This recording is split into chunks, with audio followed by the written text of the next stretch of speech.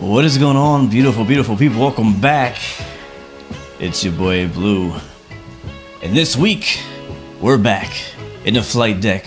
We're back on X-Plane. Whoa, almost said the wrong thing. We're back in Flight Sim on X-Plane 12 in the Flight Factor 777-200ER in a brand new scenery coming out at the end of the week. Newark International in Newark, New Jersey. I believe by Dreswicki Designs. So this is a preview, a pre-release look at it. Definitely very detailed airport. We'll take a closer look at it a little bit here in a little bit, but we do have a flight to do in this United 777 Heavy.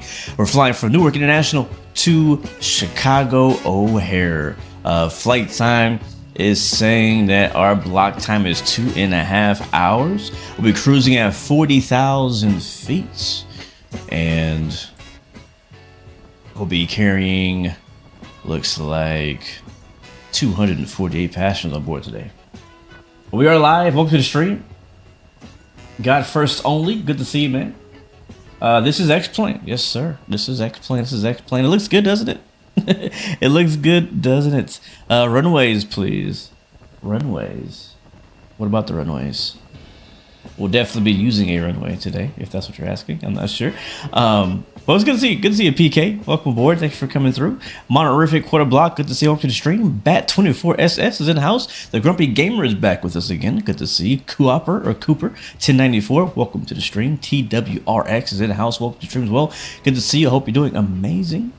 Just a regular gamer. Welcome back. Good to see you as well. Hope you guys are having an amazing day, weekend, night, wherever you're watching it from. Again, checking out a brand new scenery. Comes out at the end of the week, and I gotta be honest, I've flown into this airport already, and I am genuinely impressed. I did have some issues. I wanted to say apologize that we are starting this flight a little bit late because I had some issues with X-Plane. It's a brand new update. If you don't know, if you're an X-Plane user, there was a brand new update today. The beta, what was previously in beta, is now in the public release, and something in that process ended up breaking the plane, and I had to go back and do a completely brand new fresh install, and that took forever. So again, sorry for the delay. Hope you guys stick around for the flight. It has been a long time since we have streamed the Flight Factor 777. We all know about the PMDG Microsoft Flight Sim 777, which is great as well, but if you think the PMDG 777 is great, oh, you have not seen the Flight Factor 777. She is a beauty. Let's get going. Again, we have a 2.5 hour long flight today, and we have a lot to do in that time, or even just to get in the air with this plane. So we get the music turned down so you guys can enjoy the sounds of the aircraft, and we'll get going with today's flight. Looking forward to this. Again, we are doing all flight sim this week. So if you were here with me last week, where we spent the entire week doing train sim content, this week is all dedicated to flight sim. So for the next 3 days, the plan is to do all flight sim today, tomorrow, and the next. And then next week, we probably will hop into another game.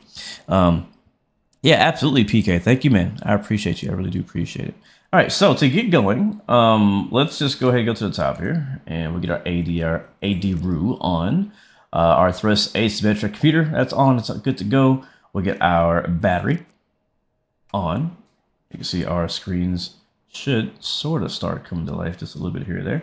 I think we're on external power. We are on external power. Let's get the primary and secondary external power hooked up. We'll make sure that our IFE and cabin utility switches are on. APU gen switch can come on. We'll get the left main, right main, and backup gens all to the on position. Why not? Let's go ahead and get the APU started. I guess we'll go right into it. Get the APU going right off the bat.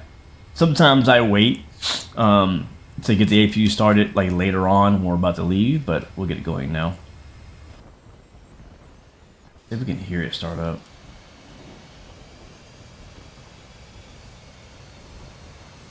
Not sure if it has any special noises.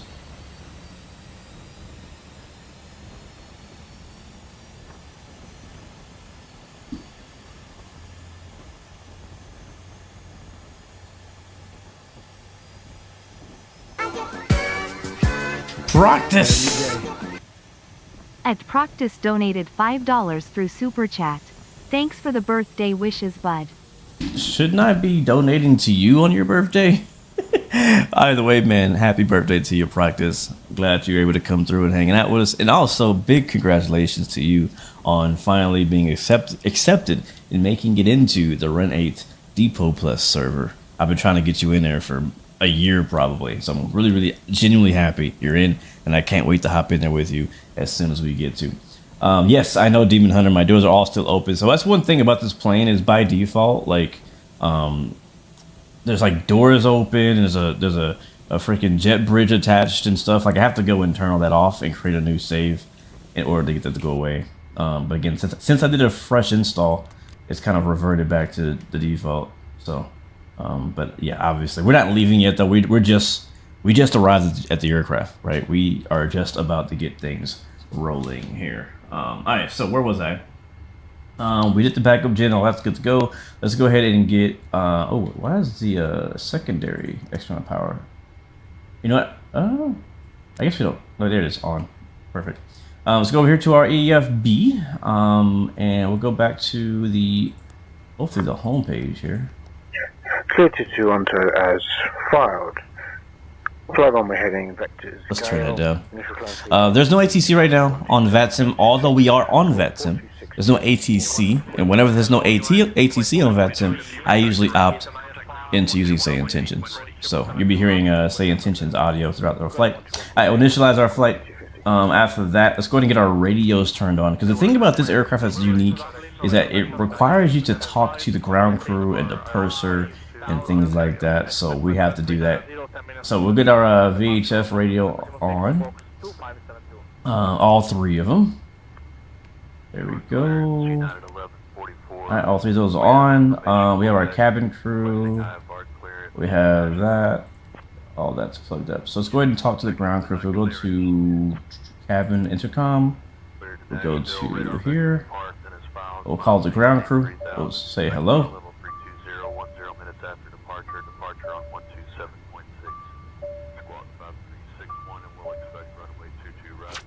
Hello, this is the captain. We are all here and ready. Good. Alright, so yeah, we have to like press that button to contact the ground crew, and then we can finally actually do ground services. I'm not a big fan of that workflow. I've never liked that. How can I help you? But whatever. Alright, so we're gonna disconnect the stairs for us. We don't need it. We're at a jet bridge. We'll get the AC hooked up so we get some air to the aircraft. And we don't necessarily really need it because we are using APU, and the APU is providing air, so I guess it's not a big deal. But I just like having it there. I think it looks cool. We are in need of some equipment. What can I bring you? This airport is really nice, by the way. On my way. We'll get the jet bridge hooked up as well.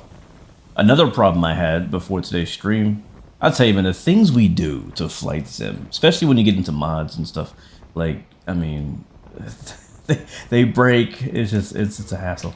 But my jet bridges weren't working before either, so I had to fix that while I was getting things going. All right, so that's good to go. We'll go to our cabin switch here, and now we can talk to our purser, which is like our lead flight attendant, and we can get that started as well.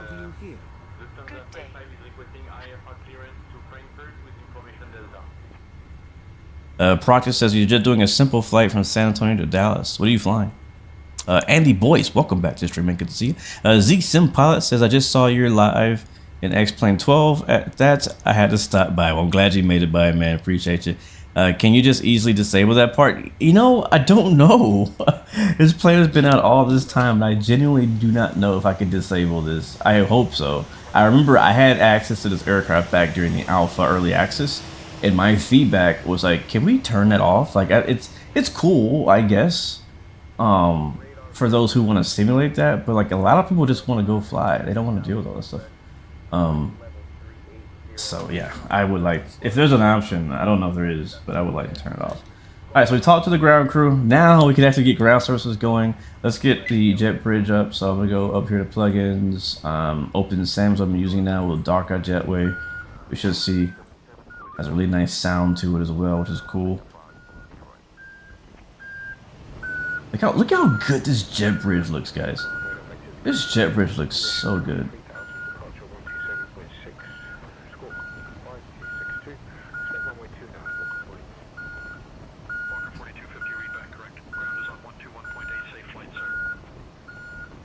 Does the flight plan work on Microsoft 2024? Yes, yes it does.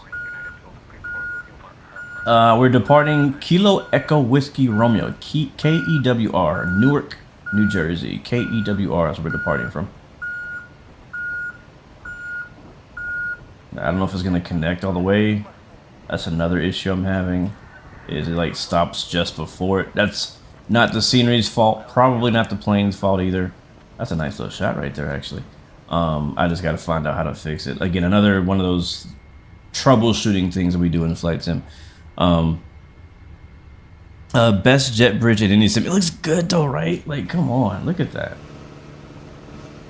That's crazy how detailed it is. Got the things hanging off of it. And we'll look more at the airport here in a bit. There's gonna be some waiting time we'll have to deal with soon, but there's a whole interior. This whole airport has an interior. Like a legit one-to-one interior. Every sign has been modeled. It's nuts. I can't imagine how long it took to make this airport. Okay, let's get back on track. So let's get our FMS set up. Let's do that. APU is on, so we'll go to FMC. Actually, hold on. We'll go to our EFB. We'll go to home. And I think it's under... I don't remember. Simulation?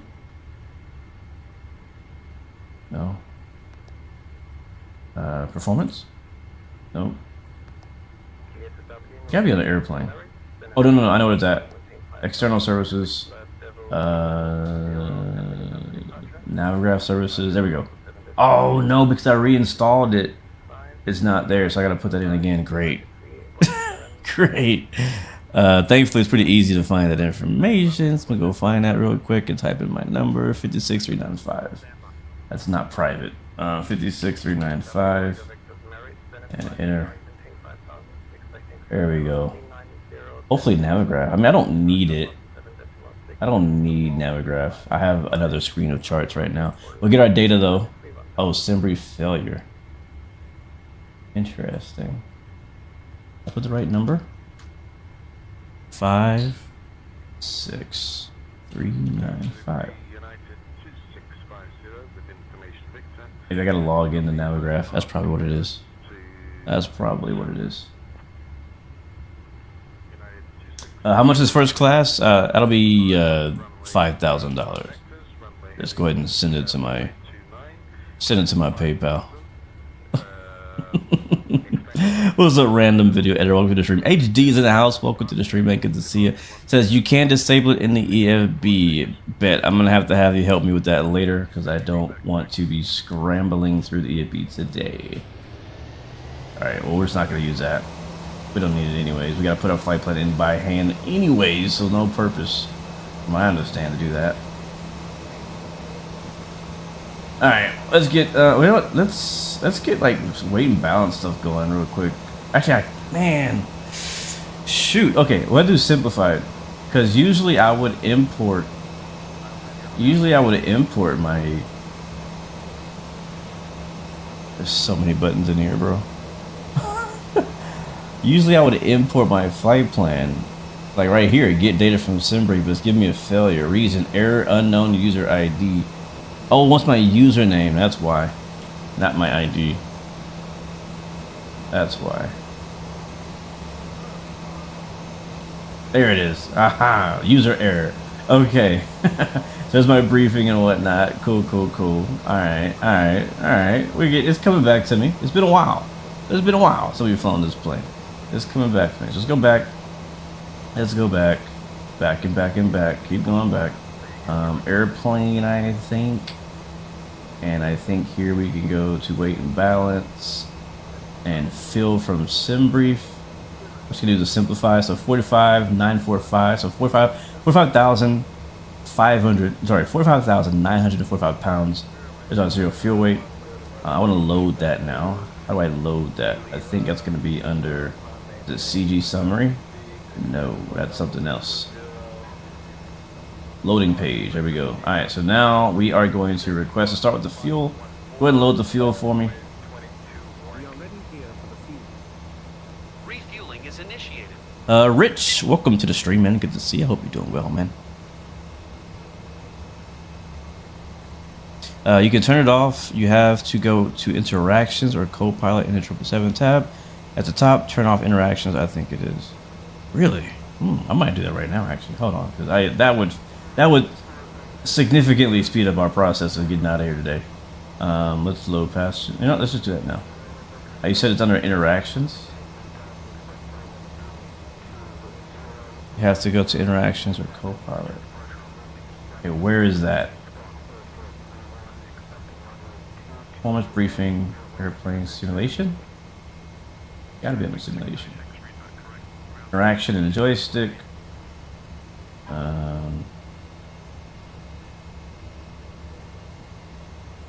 Nope. What's up, KB? Welcome to the stream. Thumbstick. I think this is something else. I think that's something else. Oh, crew interaction. I hit the wrong one. All right, crew voice communication, crew assistance, mute voices, manually control all service vehicles, crew calls on start. I don't know what that means. Yeah, let's turn that off. Use voice recognition, FO auto performance procedure. That'd be kind of cool. Crew voice communication, turn that off. Yeah, turn all that off. Turn all that off. And now, let's see. Can I just like do my thing? Can I go in here and go to ground services and just like get stuff done without calling people? It's still calling people. Like, can I get catering out here? Let me get the labs cleaned out. Let me get some water refilled. All that fun stuff. We should see some. Actually, we don't see any equipment out there. I wonder why that is. Migo says, I've been watching your vids on YouTube. Thank you, man. I appreciate it. Yeah, I'm not sure why we don't have any like nothing's coming. We've called all these things, but nothing's coming out here. Ground ops options. Service vehicle appear from above. Auto hard collision, connect with gate. Yeah, run gate. Gate with power. Draw gate. Fuel truck. No gate. I don't want to draw a gate. Oh well, whatever. Oh, look, hold on, see. Yeah, okay, we got stuff. We have the catering truck in the back. We have the water, or is that the lab? We got the lab truck in the back. That's a lab truck for sure. Lab truck in the back. We got the air hoses underneath the aircraft. I love those air hoses. Only thing we're missing is the baggage. How do we get that to show up? Is that, where is that out? Next page. Okay, here we go. Here we go. Okay, got the loader here. Nice. Nice, nice. And we got fuel. Yeah, we definitely want fuel. You know what? That might be why we're probably not getting fuel yet. And we got our transport.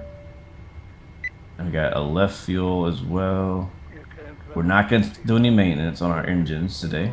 Although that is fully simulated in this plane. You can fully simulate doing engine maintenance and stuff, which is really freaking cool. Alright, so that's going in the background. Let's get our FMC going here. Alright, so clear that. Let's go. Actually, no, sorry. One more thing we need to do. It takes a bit of time. That's why I want to kind of get it going over while we're working in the FMC. It's going to be under weight and balance, loading page. Let's get passengers loaded. Let's get, just waiting for gate connection. We already connected the gate. Catering, cargo, and fuel's already actually loaded right now, which is dope. Alright, those are doing their thing. It says it's waiting for the jet bridge. I thought the jet bridge was connected. Yeah, it is. Alright, cool. Now, FMC. Alright, so position initialization. We'll go to GPS. We'll copy that to there. like so. We'll type in Kilo Echo Whiskey Romeo. That's where we are right now. That is Newark International. I think it's a Newark Liberty, I think. Go to route. That is also our origin. So Kilo Echo Whiskey Romeo. We are going to Kilo Oscar Romeo Delta. I'm going to speed through this, guys. I am looking away from the chat right now. Just want to let you guys know. So if you have a question, please hold it till we get to a later phase of flight. But that's good to go. Let's go to departure arrival. For our departure today out of Newark, we are expecting no departure, probably the Newark 5, but technically no departure out of here. 04 left. We'll see if we get that. Let me double check. Is ATC on? No. Is it? I think ATC might be on, actually. Am I on? I'm not on. I'm the one missing. I am not on. So we may have to call up for a clearance here in a little bit.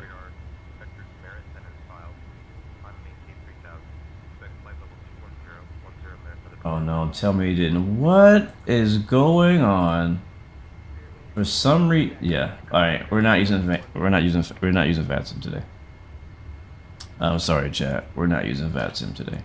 I just opened up XPilot and it was like, hey, I noticed this is your first time loading XPilot on this computer. Like, no, it's not. I was on it yesterday, and it basically wants me to put in all my credentials again, which I have to go find. So we're just not going to deal with that. All right, let's go to route. And next page, and our first waypoint on our route is Coates. So Charlie, Oscar, Alpha, Tango, Echo. After that, we're gonna go on the Quebec 436 airway. Quebec 436 on the left side. So we put our Govias, our airways, and on the right side we'll put K's. That is our next waypoint. Kilo Alpha, Yankee Yankee Sierra. Nice. And then from there, that's actually our transition right there. So we're going to departure arrival, go to arrival. Our arrival into Chicago today is the Windy 3. So go to next page. Next page again. Windy 3 is our arrival via K. Nice. And then we'll see if we get 28 center when we get there. Transition. No. Where is it at? 28 center? There it is. ILS 28 center. No transition. Back to route. Activate. Execute. Done. Let's go to legs. Well, check that out. I think we should be fine.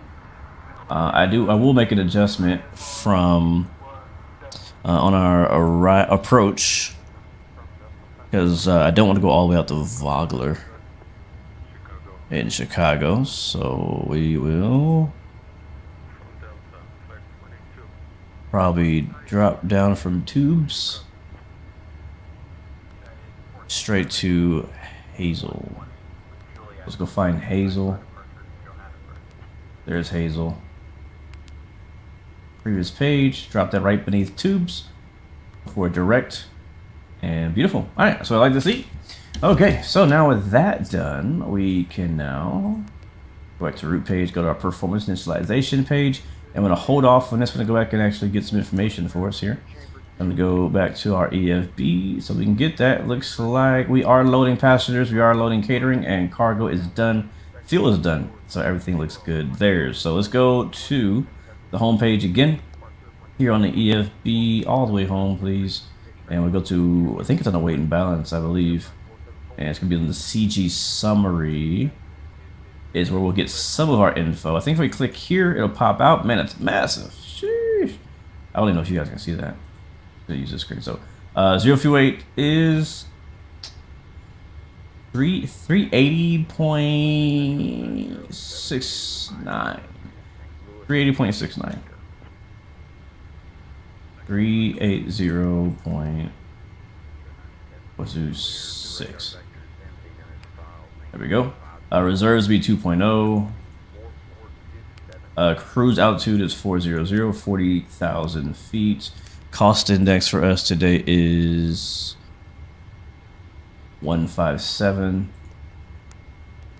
And that is good on this page, I believe. Yep. Next, thrust limitation. We will do D rate of TO2 minus 20%. And takeoff page, flaps 5, and we'll get the rest here in just a second. So back over here, we get our CG. Our CG is actually, you know what? Is that right? Is that our final CG? Or because we're not done loading yet. I don't see it moving. We'll go with it, whatever. 37.5. 37.5, 37.5. In the CG, there we go. And then we'll get the rest of our data here. We can go back to CG summary. Where is it at? I guess it's not here, so I gotta go back a page. There's a oh, I know where it's at. I know where it's at. It's on the home page. Here, performance. There we go. Performance. So we'll do copy FMC data. That'll put in our data from the FMC into here. So it shows us Newark 04 left, TO2, flaps 5. Conditions here is dry. Will be no anti-ice on takeoff. Winds right now in Newark, New Jersey is Jersey is 020 at 9. 020/9 and enter. Rest of that looks okay. Takeoff weight looks good. CG is 37%. Calculate. There we go. There's our speed. So 127, 30, 34. Flaps 5. What? All right. So 27, 30, 34. 127, 130. It's so crazy how low the V speeds are, especially on short hauls, on domestic flights. Did I say 34 or did I say 37? 34. Alright, beautiful. Alright, that's ready to go. Alright, I think we're good. We don't get a takeoff ground weight, I guess. Other than that, FMC setup looks to be complete. We are good to go. Alright. What's up, Izzy? Welcome to the stream, man. Why is the cost index 157? I don't know. I don't know who makes that number up. I have no idea how to calculate a legit cost index. That's just what they gave us. So, be honest with you, man, I don't know. All right, what did I say the winds were? Winds were 2985. So we'll put that here on our left or PFD. So we'll go 2985. Let's go ahead and get our IFR clearance as well, because our runways and things like that may change. And I guess I'll do it myself. I won't be lazy and make the co-pilot do it. I'll get the IFR clearance myself. I got so used to like letting them do it. I'm like, yeah, I'll just let you do it. Let's turn them up real quick so we can all hear them. Newark clearance, United 116 heavy, IFR to Chicago O'Hare with the weather. I'm working on that clearance. Stand by. Right, while we wait, let's enjoy the airport a bit more. We're at Newark again, guys. New scenery coming out on Friday. Looks really good. Looks freaking real. United 116 heavy, Newark Liberty International Airport clearance, clear to O'Hare. Radar vectors code, then is filed. Climb and maintain 3000. Expect flight level 40010 minutes after departure. Departure on 127.6 squawk 6376. Expect runway 4 left. As a runway answer. Clear to to Chicago O'Hare. Radar vectors code. Then it's filed. Climb maintain 3000. Expect flight level 400. 10 minutes after departure. Departure on 127.6. Will squawk 6376, and we'll expect runway 4 left for United 116 heavy. JetBlue 3 Juliet Bravo. Read back correct. United 116 heavy. Read back correct. Contact ground on 121.8 when ready. All right, beautiful. All right, back into the flight deck. Let's go ahead and set up our initial climb altitude of 3,000 feet, which is what they just gave us. 3,000. We'll put our V2, which is 134. Add a little bit more to that. Let's go 150. That's really low. We'll also get our heading for runway 04 left. Welcome aboard United Airlines, flight 1960. departing from Newark Liberty International loud. Airport to Chicago O'Hare International Airport. Please take your seats according to your boarding passes and store your hand luggage in the United overhead Airlines bins or under the seats in 80 front with of you. information. If you require any assistance, do not hesitate to contact any member of the crew. Thank you for choosing United Airlines. As our flight attendants, shout out to our flight attendants out there in the chat. What's up, Highball73? Welcome to the stream, man. Yep, we're flying to Chicago, Canadian Locomotive Logistics. Good to see you as well, man. Hope you're doing well, Super Mustang. Again, guys, if you just joined in the chat, we are flying out of Newark, heading to Chicago, and I apologize if I have not responded to some of your comments. I've been face down, head down, trying to get the aircraft set up and going for our flight today to Chicago. So we just got our IFR clearance, 3,000 feet there. 04 left is what we're expecting for departure. We'll be heading for 04 left is going to be 39. So we'll put that here on our heading, pre-selected 39. 39. That looks good. All right, cool. So this aircraft does actually have a checklist, and I always forget that it does. We might use it. we might go through it. I don't know. What do you guys think? You guys want to use a checklist, or should we like not? We got oxygen. I can test that over on the left side here. Oxygen is tested. Oops. How do I click that? Let's click on it. Yeah, like that. Flight instruments and heading is good. Next. I'll go to the next page. Alright, before start. Seatbelt signs, set doors and windows. Yeah, we haven't done any of that yet. My PC spec, I'm rocking a 4090 with 64 gigs of RAM. NASA computer status. But still not perfect. Okay. We're gonna skip the walk around, or should we do the walk around? I kind of want to do the walk around. Let's do the walk around. This plane is too beautiful not to do a walk around. And I'll catch up on chat real quick too while we're doing a walk around. Start from the front again. I don't know why the jet bridge doesn't connect all the way. That's something I got to figure out with my sim. But I don't know why that door is open. We'll have to make sure that gets closed before we depart, before we push back. Again, this aircraft is very, very, very simulated. Your tires can go flat. Your tires do wear over time. You do have to change them. I believe your brakes also wear over time as well. And again, fully maintenance is simulated in the Flight Factor 777. One reason why I love this plane so much. The downside is that I don't fly it enough to really ever experience the maintenance simulation that it has. You know, I really don't, because this whole engine cowling right here opens up and you can see everything inside. It's pretty cool. It's pretty cool. So there's the fuel panel. Hopefully they don't forget to close that before we leave. How do you walk around an X-Plane? I have a third-party add-on for it that I bought from the X-Plane store. Unfortunately, and I do apologize, I don't remember the name of it. I will just, look up or Google X-Plane 12 walk-around mode or something like that, and hopefully you'll find what you're looking for there. But I downloaded it like a year ago. Absolutely love it. It has like the whole little head bobbing effect going on, which is nice. Look at the detail in that gear, bro. Look at that. Look at that. Like, if I was a maintenance guy, I'd be geeking out all over this. I would be. I do wish that the tires weren't so darn shiny. I wish they weren't so shiny. Are you waving at me, bro? Oh, you're doing water. I thought you were doing lav. Don't touch me, man.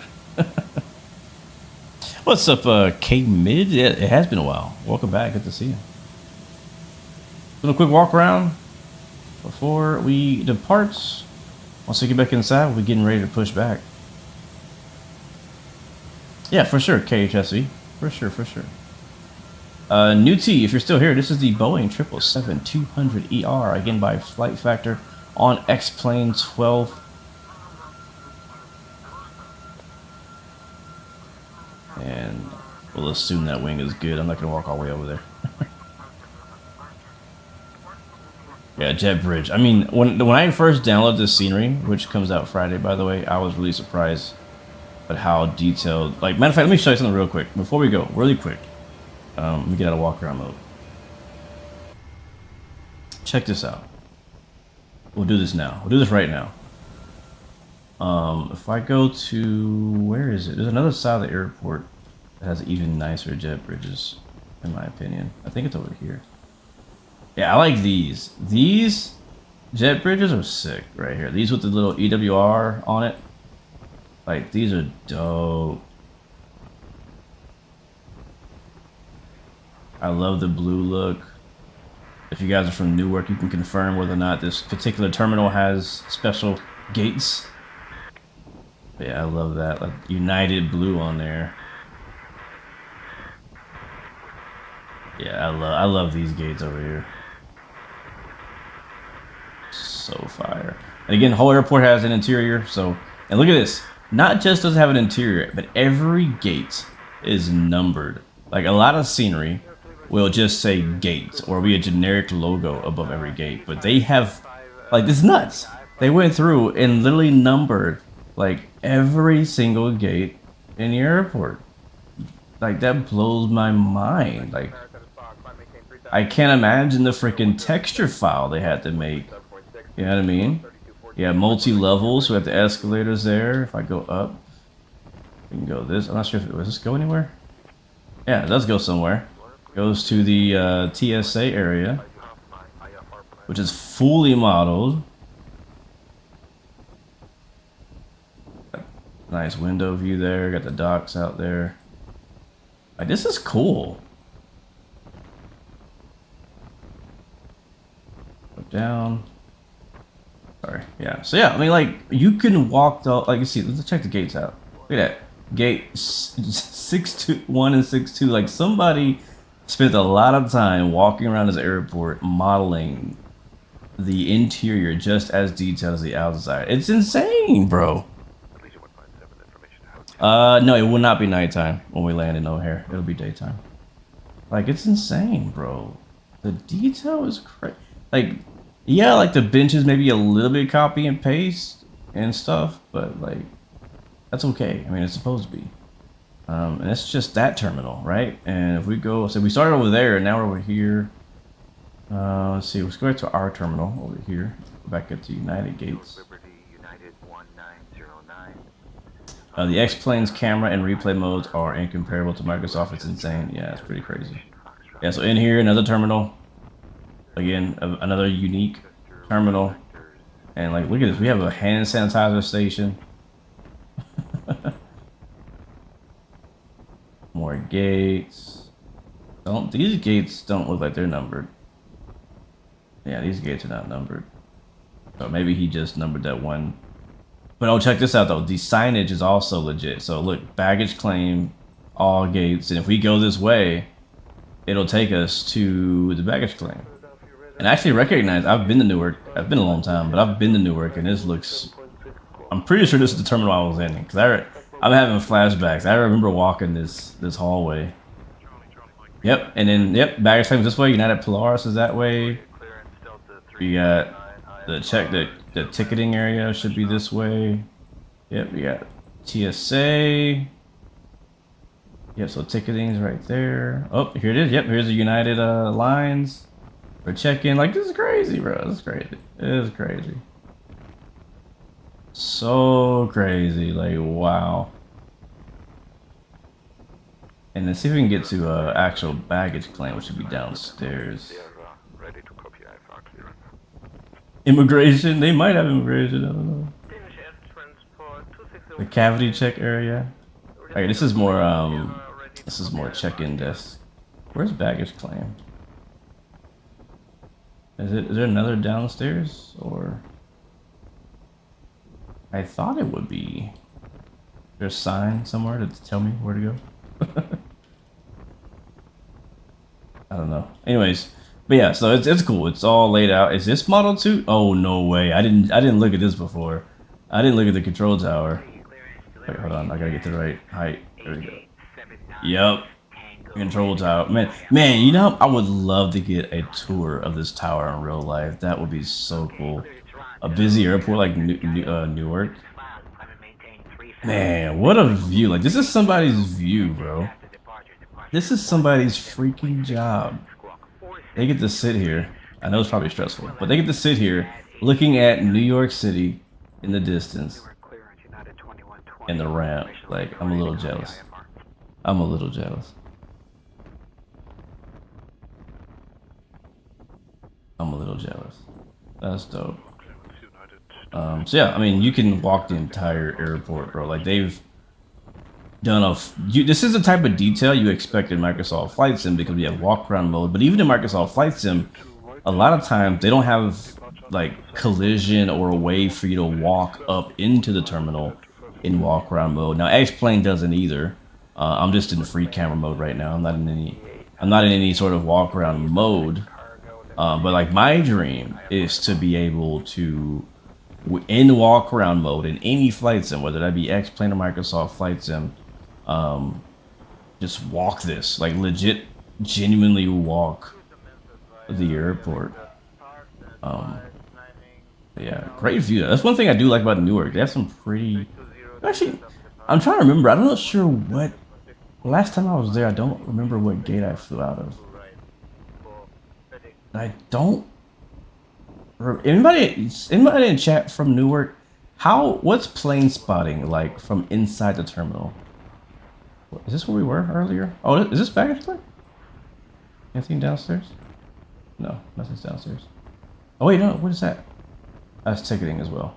Okay, I don't know. I don't know where it is. Another cool thing, which is actually disabled in this version, but it may be out for the release, is they do have an animated and working tram. So you see the whole tram is here. Again, in this version I'm using, it's not actually on, but they're trying to work on getting it working for the full release. So you'll see actual trams running up and down this line, the full length, and it goes way out too. It goes, no, don't tell me they modeled the inside of, bro, come on. Why would you model the inside of the tram station? That's crazy.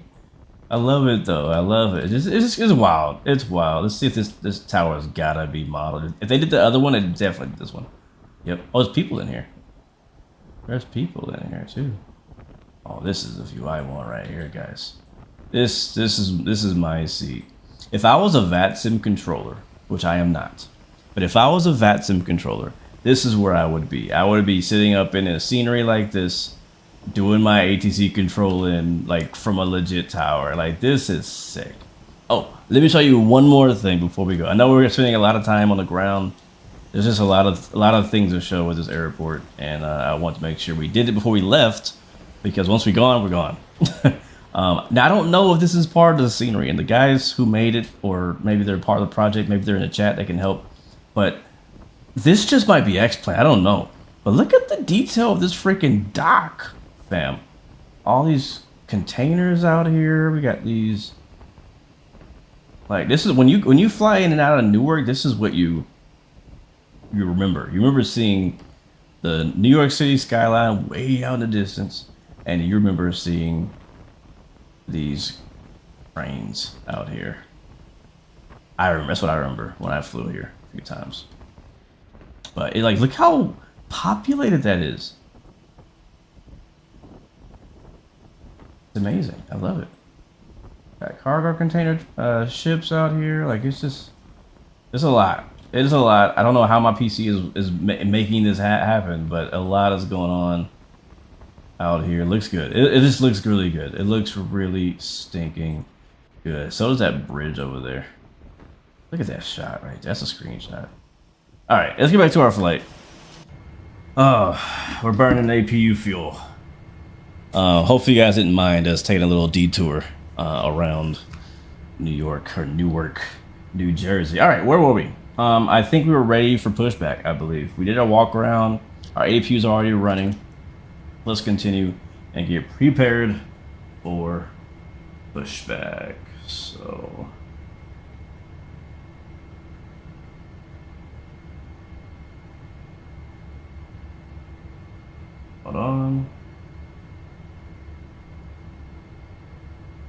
All right. Up top. So our seatbelt signs are auto. No electric set to auto. We will get our flight directors turned on. Left and the right. Nice. Make sure I'm not missing anything here. Look at my little checklist on my phone. We've already set our heading, our altitude. That's good. Let's go and get the door shut. So we'll go back here to the home menu. Should be under airplane. And we're gonna get the doors closed. So that rear door can get closed. That door can get closed. That door can get closed, and that door can get closed. In my opinion, is this better than Microsoft 2024? I play both, man. I play X-Plane 12. I play Microsoft Flight Sim 2024. I personally prefer Microsoft 2024 for many reasons. This particular plane that I'm flying is better than anything in Microsoft 2024, right? So it's like, it's kind of hard to compare. It just happens to live in X-Plane 12. But this plane is one of the most detailed planes in all of Flight Sim, period, with all of Flight Sims. All right, doors are all shut. And can we arm them from here? Auto, here we go. I think that should arm them. Boom, bet. All right, so all doors are now shut and armed.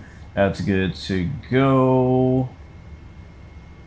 Just checking again, I lost my place. Radios are set up, doors are shut. We can actually arm VNAV already, which is crazy, but we can. Or can we? Maybe we can't. Maybe we can. All right, arm VNAV. We'll go up to the top. We'll get our right electrical hydraulic pump turned on. Or get our center electrical pumps on. Our left electrical pump on. Our center, what are these called? Air pumps or whatever on. Also get the left and right engine pumps turned on. Window heat's gonna come on. We'll get our emergency lights set to arm, service interphone. I think we say leave that in auto, I believe. We are on APU power, so we can get the external power off. Beautiful. We'll go down here. We'll hit recall. Where's recall? Over here. All right, it just says bleed isolation closed, so we'll fix that in just a bit. Get this one? Oh. Alright, let's get the packs on. Oh, sorry, we get left, right pumps on, anti-ice, auto, left pack, sorry, no. Humidifier on, or whatever that's called, humid on, circulation fans on, left and right pack on, trim air on, all our bleed air is going to come on, engine, and all that good stuff. Beacon is going to come on now. Nav lights, logo lights. Nice, nice, nice. What's that sound? Oh, that's the jet bridge. I'm like, what is that? Which I think is reacting to the beacon coming on. What's up, Poppy Planes? Welcome to the stream. Good to see you. Good to see you. Yeah, I believe this scenery comes out. The scenery we're at comes out on Friday, and just so happens. Probably not a coincidence. Just so happens that there's an F&O happening on Friday in New York as well. Got temps. I'm getting a fault on the left side. Why is that? You see that? Like my bleed airs on the left, none of them are really working. Let's make sure the ground equipment is all moved. That'll be under ground services. Yeah, so we would get rid of the air conditioning, water, gates, GPU, and our brake sets. Brake is set. We'll get rid of the chocks as well. And we can actually do a manual pushback. I haven't done it in a while. I'm gonna try it. I'm gonna try doing a manual pushback. No way, the X-Craft's ERJ is coming Friday too? I actually didn't know that. I did not know the X-Craft's ERJ was coming Friday as well. I might actually fly that on Friday. We'll see. I don't know. I'm not making any promises. But we might fly that on Friday. Alright, dope. I think we should be good for engine start and pushback. Am I missing anything, chat? Am I missing anything? I think we're good, man. I think we're good.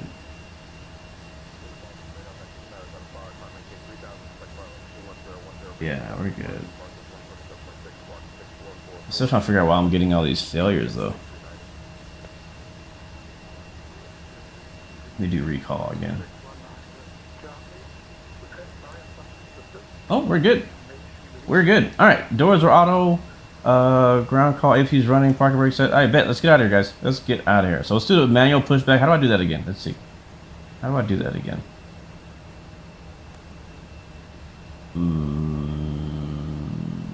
Airplane? Is it captain commands?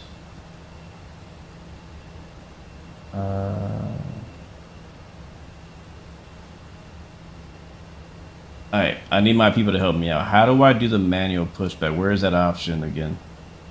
Remove all ground equipment. Yes. I just want the pushback truck. That's all I want. Utility?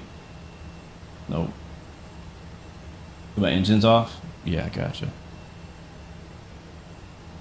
I believe it's Trizwiki. Trizwiki Design is making a new Newark, or either he's making a new one or he brought the one from Microsoft to X-Plane. I don't know the backstory, but all I know is that we got a new Newark in X-Plane.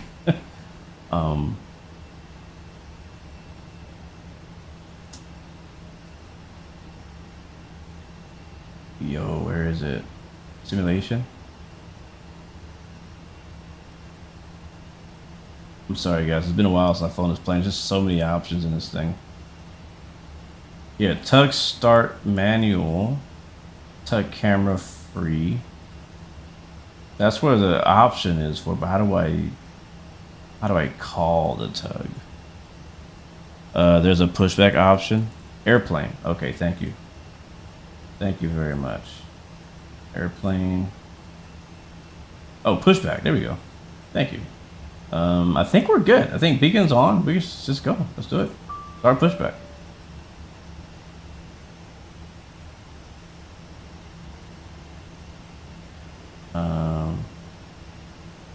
It should put me in the truck though. Where's the truck?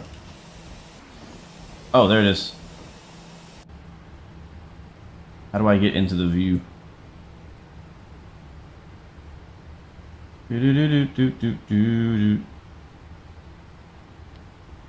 Try again. How do I get into the view?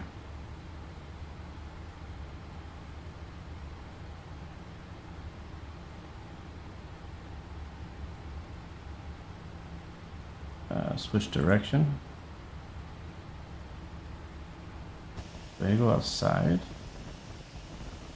Where's the truck at? Oh, it's over there. Oh, here we go, here we go, here we go, here we go, here we go. Here we go.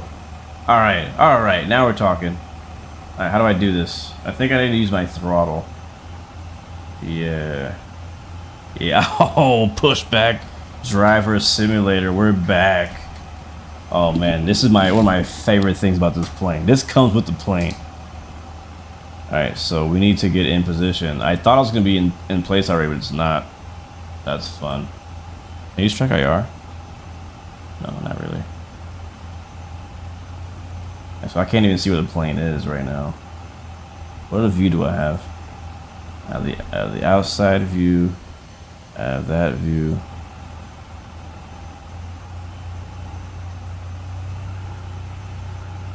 Alright, so we're gonna pull over here. Now we can break the landing gear, so we have to be very careful. And I can't even see the plane. So this is gonna be easy. So turn that way. How do I go reverse? Oh, this button, right? Oh, we're way off.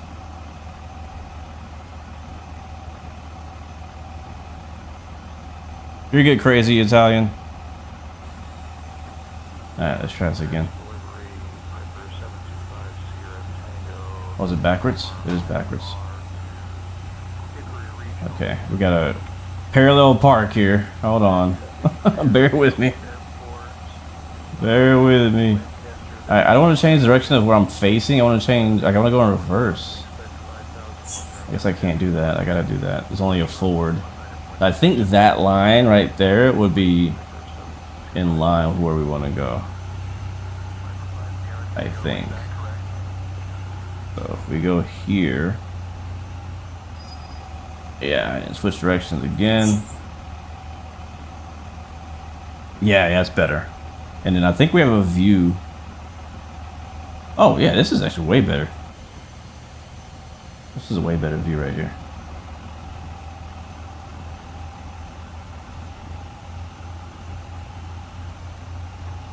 Alright, we gotta be very careful, like I said, because if we hit the gear too hard, we will actually break the landing gear. And I'm gonna be honest with you guys, we're gonna raise the stakes. If I break the landing gear, it's over. Like that's it. We're not going anywhere. Flight's canceled. Flight's canceled. If we break the gear, man, we're going to maintenance. That's a wrap. That's a freaking wrap. What's this button do? I can't see. Like, I don't know. Can I change the view? I can't. I can't see where we are. Oh, okay. There's an icon. All right, I got it. I got it. I don't know what I'm doing. I'm a professional. I got it. I do this. All right, here we go. All right, so the left, no, other way. I do this, guys. I do this. Here we go. Right there. Perfect. We're in the spot. All right. Is it this button to connect? What's the connect button?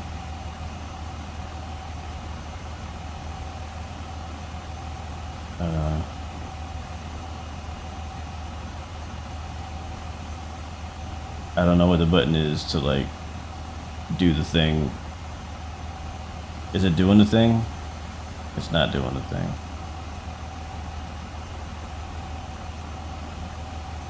This UI is not obvious.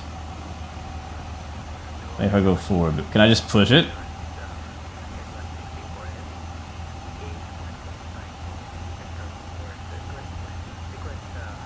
Yeah, no.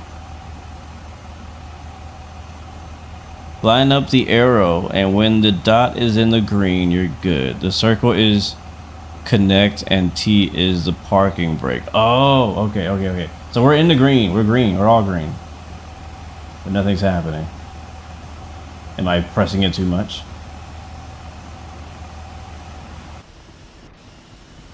We're in there. Did I hold it?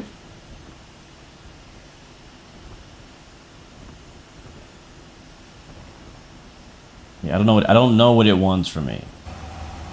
Because I am in the green. I have it lined up. It's perfect. My parking brake is set. I know that. Move forward a little more. If I go any more forward, I'm gonna be in the red. So let's see. Let's see a little more.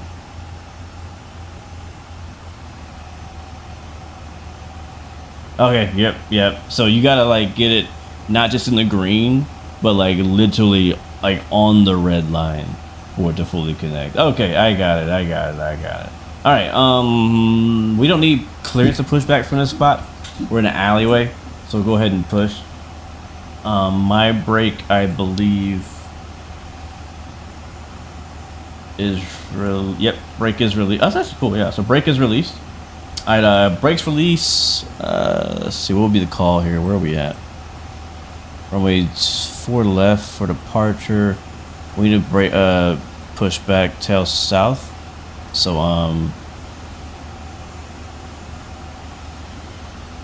yeah, brakes release, clear to push, tail south. We'll call. All right, let's go. So we'll check. I don't know if I can look around. I can't seem to look around. But normally I will look around, Check our surroundings, see if anybody else is around us. Alleyway is clear, traffic is clear, beacon light is on. Or is it? I don't see a beacon flashing. Oh, it is on. Okay, beacon light is on. We're clear, all the doors are shut, walk around's complete. Jet bridge is clear. No FOD, we've already done our FOD walk. So we're good there.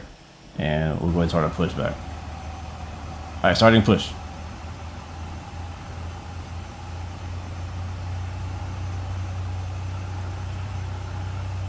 Yeah, there's a big 777, so it's gonna take some power to get her going there. There we go. I always like to start nice and slow.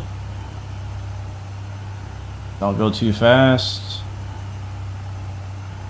And I'm gonna push it to the left. Which is really wide, so.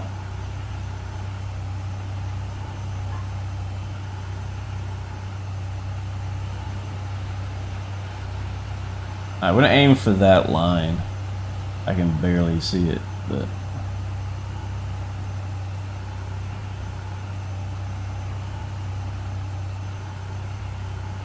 Kind of a weird alleyway.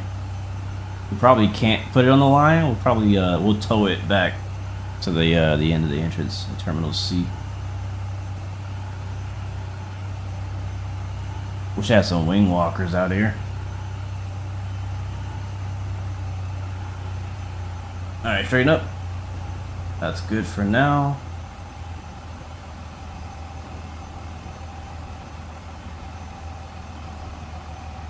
All right, we'll reverse. And put it on that line right there.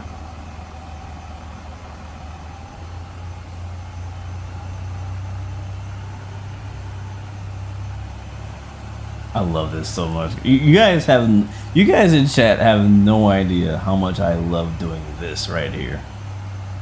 Probably equally as much as I like flying the plane.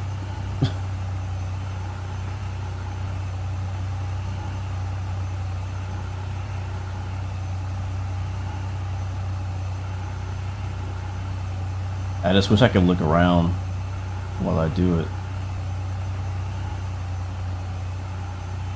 Actually, I guess I can go to this view here. Yeah, I can go to this view. I mean, we could have put it over there, but this is fine. Yeah, I probably should have put it on that line over there in the middle. Alright, this is far enough.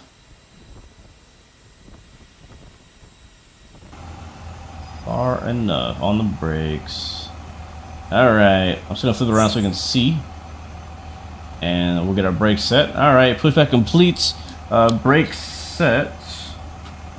Please set your brakes. That's what I would normally say.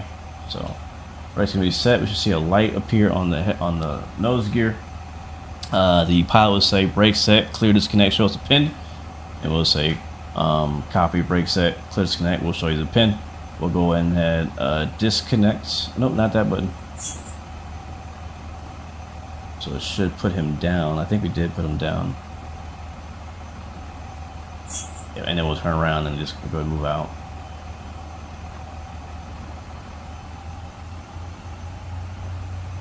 Here we go. If we go to the outside view, you can see we're pulling away from the aircraft.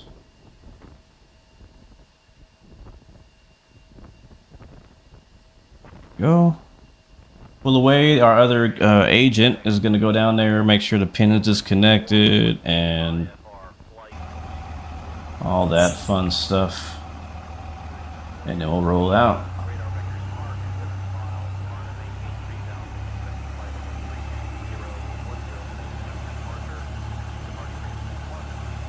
And we'll go park it back at the gate for our next aircraft. And usually I would park it right on, actually, is that our spot right there? I'd park it like right on the taxi, on the J line. Make it easy for the next one. All right, cool. That was fun. I like that a lot. I like that a lot. I miss that thing. I do miss that thing. I tell you what, this aircraft, bro, there's so much you can do with the plane that, like, you can spend an hour, 2 hours just on the ground. Like, how long have we been live already? We haven't even left yet. It's probably been an hour already, I'm guessing. Oh, yeah, it's been an hour, exactly. We haven't even left yet. It's been a freaking hour. All right, cool. So let's go ahead and in the pushback process, and let's go ahead and get going, guys. We get the engines going and get out of here. We got places to be. We got places to be. All right, while that's going, we'll go to the top, get the engine started. To do that, we'll go up to the right engine and hit start, and then go down and hit the fuel control switch. And now we are firing up engine number 2. Take a listen.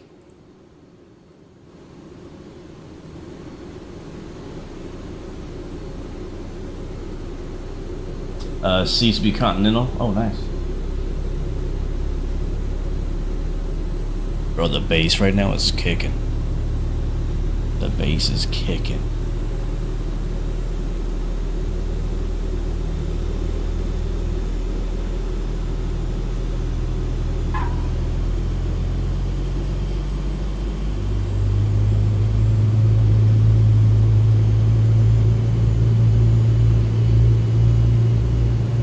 Oh man, this is the build up, man. The build up.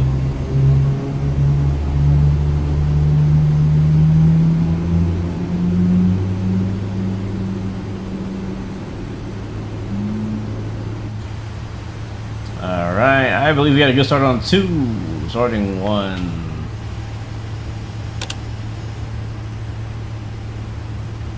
Alright, 2's firing up. Let's take a listen.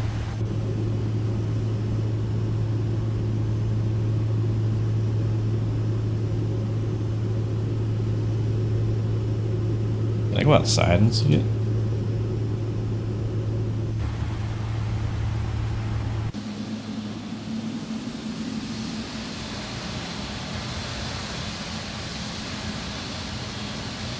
What are you doing?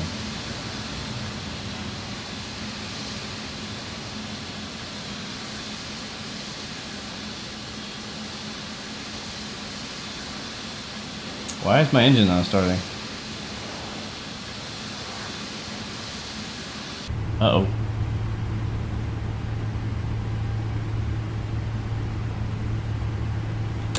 Our load sheet right there. Why is my engine... You guys see, like, a lot of the left side things are failing or have faults. I'm wondering if there's a problem. And if this engine doesn't start, that's going to prove that that is indeed an issue.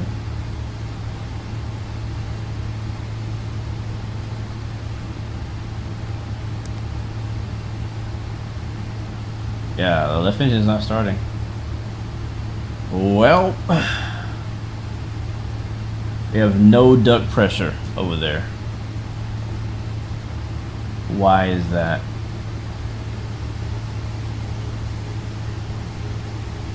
Wizard, we will get taxi clearance here in a little bit. Right now, I gotta find out why we're not getting pressure on the left side. Let's see. So fuel, let's run through it, right? APU. Huh? Maybe that's why. But wait, yeah, APU's powering the left, whatnot. So that shouldn't be an issue, right? We have fuel over there, hydraulics,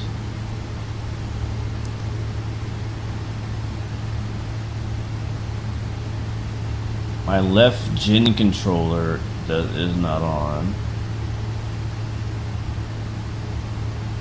my transfer backup gen is also not on.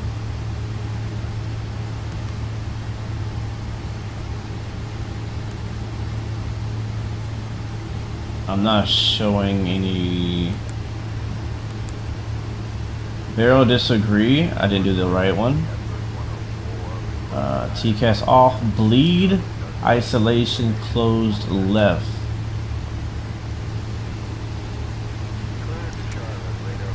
Ah, there it is. There it is. I think we're good now. Let's try it again. Let's try it again. Oh, yep, I can feel it on the butt kicker. It's starting up. As soon as I hit that button, it starting up. That's amazing. That's amazing. All right, starting engine 1. Come on, camera, work with me now.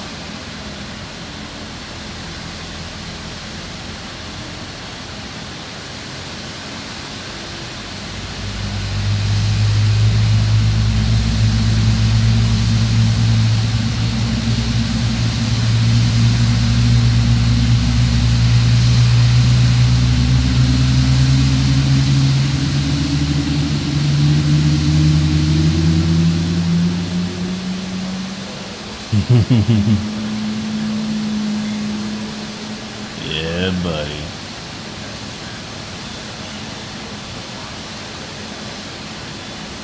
Alright, we have a good engine start now. Wait for it to stabilize on the EGT.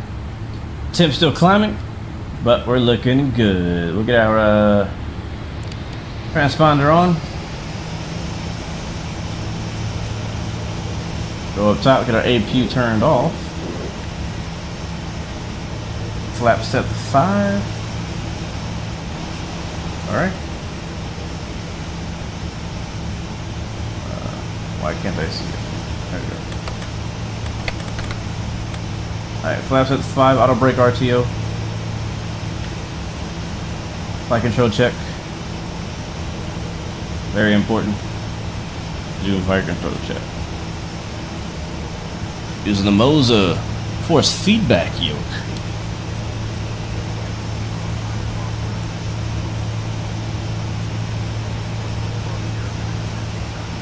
That's a little tight. I'm gonna loosen it, but she's working.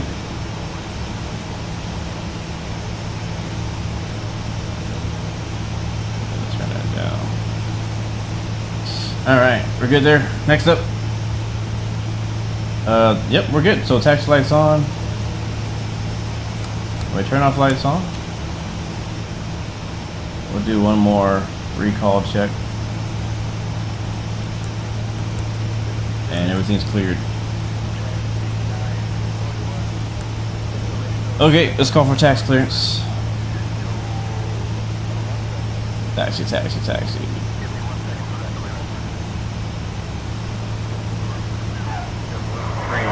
Bravo, request IFR direction to Bermuda. I'll have your clearance in just a second. It's a little loud. Alright, 121.8 is where ground is. Newark ground, United 116 heavy, ready to taxi.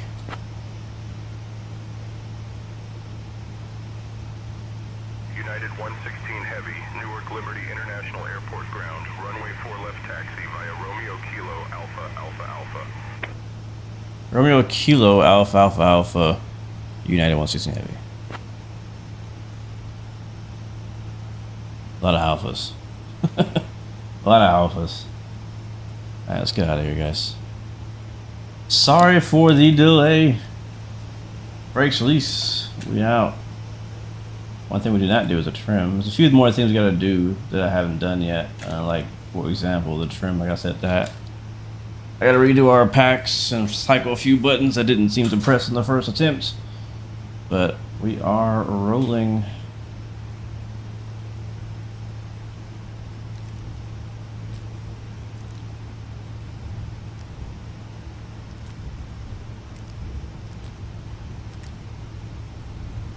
Yeah, it's interesting. Yeah, some of the buttons like that I pressed, I have to like cycle them to get them to actually work. It has not been 2 hours, Ladies and gentlemen, bro. Chill. welcome aboard United Airlines Flight 1960, departing from Newark Liberty International Airport to Chicago O'Hare International Airport. Our It takes estimated time to flight fly time is real approximately airplanes. 1 hour and 55 minutes. We ask that you please pay close attention to the upcoming safety If you're looking for a streamer to as it load up in contains the important runway information even for and our just frequent goes, I flyers. am not your To guy. fasten your seatbelt, insert the metal fitting into the buckle until you hear a click. What's up, X Flight? Welcome to the stream. Scenery will be available on Friday. Where I honestly do not know. I'm assuming on the normal places like the X-Plane We store, ask that you return your seat backs and tray tables but I to the have upright very little position information and open your window about blinds for where to get it, takeoff how to and get it. landing. Just be on the Mobile lookout phones and electronic devices on the must normal be set news to flight outlets mode. for Laptops Newark or larger devices International must be securely stored on during takeoff Friday. and landing. Smoking and the use of e-cigarettes What's are up, Washa? strictly And for prohibited everybody anywhere else on who just board, joining us, we're in Newark including the Airport right now. Newark, New Jersey, just outside of New York City. And we're flying to Chicago O'Hare for a 2-hour-long flight. Place it over your nose and mouth and breathe normally. Please secure your own mask before assisting others. Life vests are located under your seat or between the seats.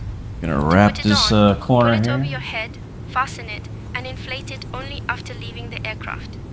Special life vests for children Are we on available. 9-3? Floor level lighting I don't know what will you're talking guide about. you to the nearest exit, which is clearly marked.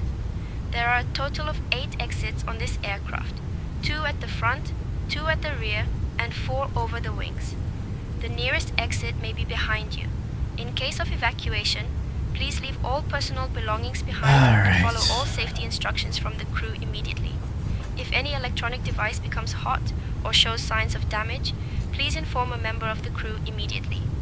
If an electronic device falls between the seats, notify the crew so we can retrieve it safely. The safety information card in your seat pocket contains all details. Thank you for your attention. Yeah, no, we're not flying United 93.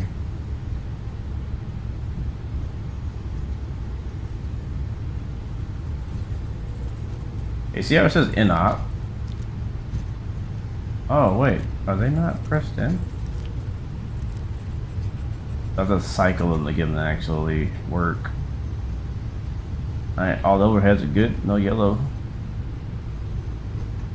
This is a 777 today, guys. 777.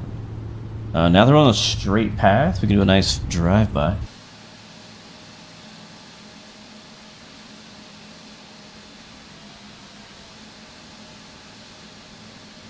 Yeah, here we go. How do I have these cabin announcements? They're with Say Intentions AI ATC. Well, they're not ATC, but Say Intentions, the app, which is known for AI ATC, which we're also using today, also has AI cabin crews and AI co-pilots and things like that. That's kind of a part of their service. So that's what I use most of the time.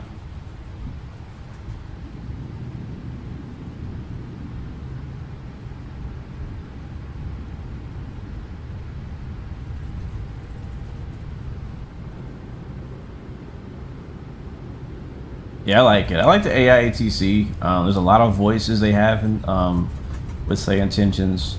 The voices have gotten better actually as well. A lot better. They sound a lot more lifelike. You can talk to them. You can make requests. You know, just kind of fun. I make a left turn here. I don't think we have to though. We'll keep straight. We'll keep straight.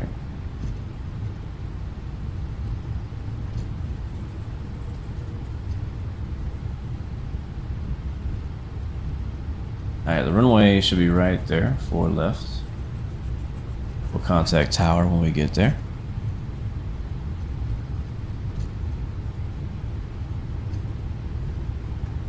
Do you do manual takeoff and landing? What do you mean by that? I definitely do manual takeoff.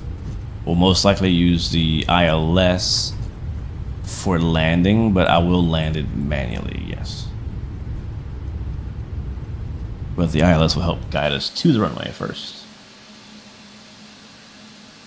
Got construction going on over there. Not sure what that's about. The locals might know.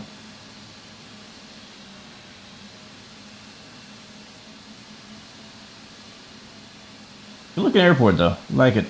I'm all aboard of getting more scenery in X-Plane 12. It makes a big difference in the makes a big difference.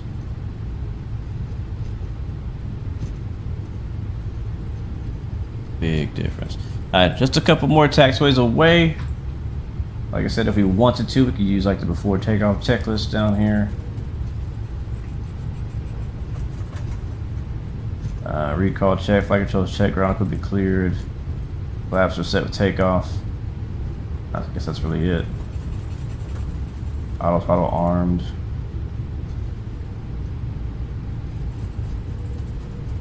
And that should be our engines right there.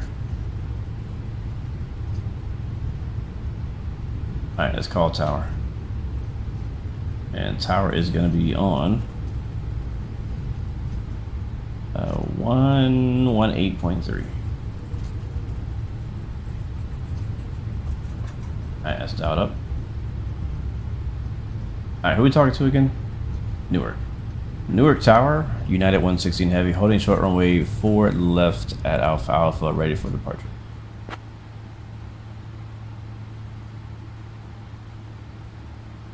United 116 Heavy, Newark Liberty International Airport Tower, runway 4 left, winds 020 at Niner. Fly runway heading, cleared for takeoff.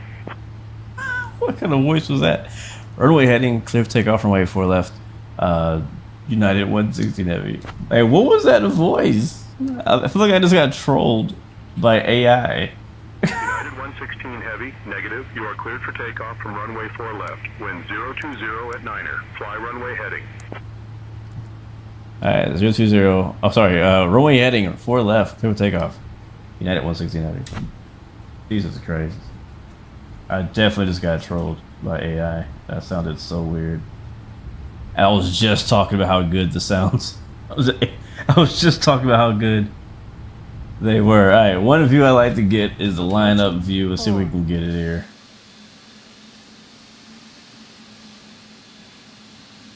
Let's see if we can get it here. Approaching runway 4 left. Right. Oh, I love this game.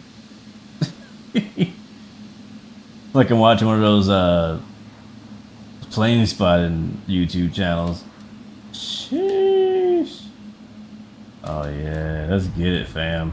Let's get it. All right, 2985 left side and on the right side. Set this and that. Good to go. All right, let's get it. Hold up.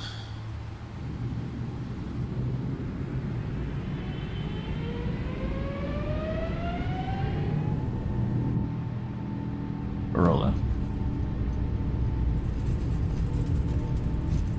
Oh, I must have frozen.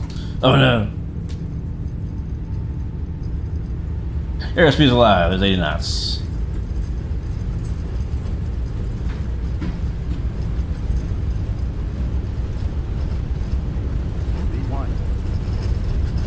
Rotate.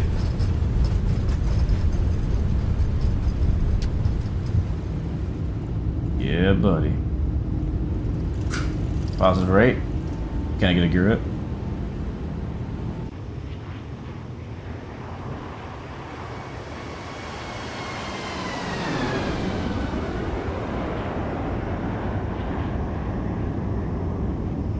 United 116 Heavy, contact departure on 119.2. 119.2. What's the problem? Wait, what?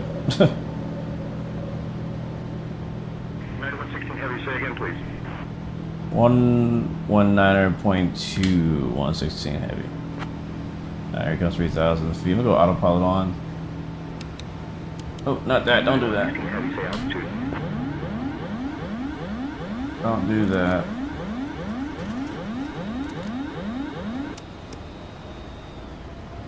There we go. Heading hold. Hold at 3,000 feet. It is. Flaps coming up.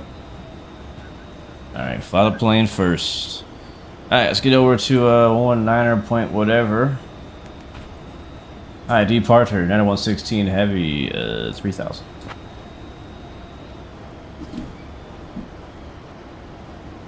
United 116 Heavy, Newark Liberty departure, radar contact, climb and maintain 10,000, turn left, heading 290, vectors to code, then on course.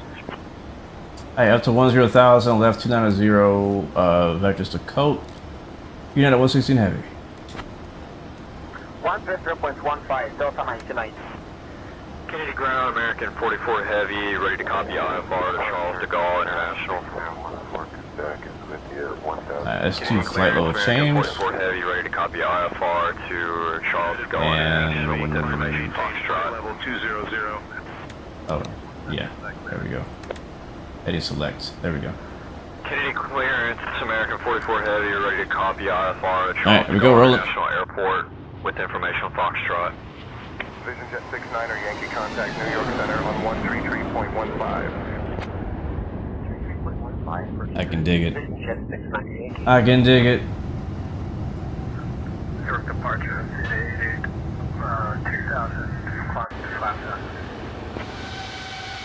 United 116 Heavy, turning code, then is filed, please. 05 with information whiskey requesting clearance of ISR Toronto. Direct coat, then it's filed. United 116 Heavy. Let's go directs. Back 2 legs. Coats. Clearance here, Canada 705 with information whiskey requesting clearance of ISR Up top. Toronto. Execute. LNAV. VNAV. There we go. Alright, plane is doing what it does. New York City off our left wing. Let's get a shot of that before she disappears.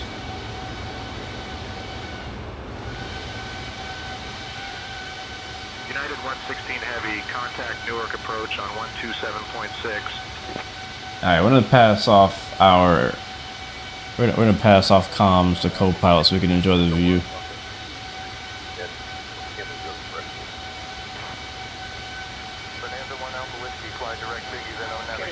Yep, so behind us there, that's Manhattan. Clearance to Los Angeles International. I'll have your clearance in just a second. Radar vectors around the building files. Finally in the air after all this time. Level 34010 minutes after departure. Departure on 125.7 squawk 1651. Delta 767. Thank you. Alright, how we doing? Alright, passing 8,000 feet for 10. Skyhawk 8 Papa Tango, contact New York At approach on 1276. 125.7. Over there.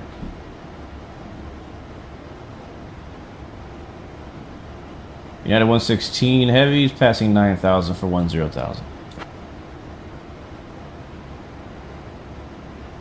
United 116 Heavy, Altimeter 3004. United 116 Heavy. Alright. He should give me higher here soon, hopefully.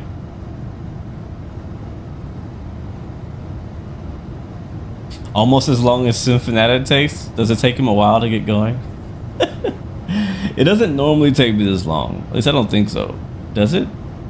What's up, Tazzle Does? Welcome to the stream. Again, sorry I've not been looking at chat. I've been trying to get going. Heavy, I need you at flight level 30. It took us long enough to get off the ground. I didn't want to get distracted and answer questions and stuff while getting the plane started. But it's also like this time for me, it felt like it took longer because I tried showing the scenery off. But also I'm like super rusty on this plane. Dear guests, I've not the flown this lavatories are plane now in like a available. year You may probably. use approved electronic So, devices in flight like the mode. PMDG Cabin and service this, will begin shortly. they're the same Thank you plane, for your attention. but the way that Flight Factor has done this version, there's just so many, like the EFB alone, there's so many freaking options in here. I mean, there's probably hundreds of pages just in this little EFB computer down here, and trying to remember where everything is like impossible, especially after all this time. So I knew I was gonna struggle going through there, trying to get my weight and balance going. You know, Heavy, climb and hold on. maintain flight level 270. Climb, maintain flight level 270, United 116 Heavy. So I knew I was gonna struggle getting my head around that again. Plus, I had a few other little things that were caused because I did a fresh install of the plane. I hopefully should start climbing here.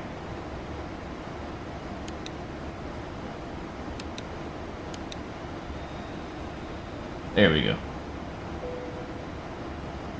So, you know, it is what it is. I didn't want to skip the pushback. I love the pushback feature, so I spent a lot of time doing that. So, no regrets. Alright, land lights off as we pass 10,000 feet. We'll get the runway lights turned off, taxi lights off, strobe lights stay on, wing lights come off. And other than that, overhead is taken care of. I'm just going to go ahead and set my altitude to our final cruise level of 30 or 40,000 feet. Right off the rip here.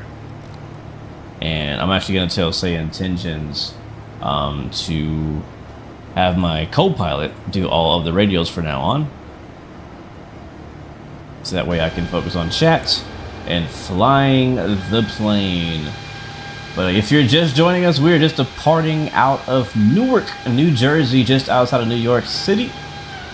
In the Flight Factor 777. Look at the clouds out there looking nice.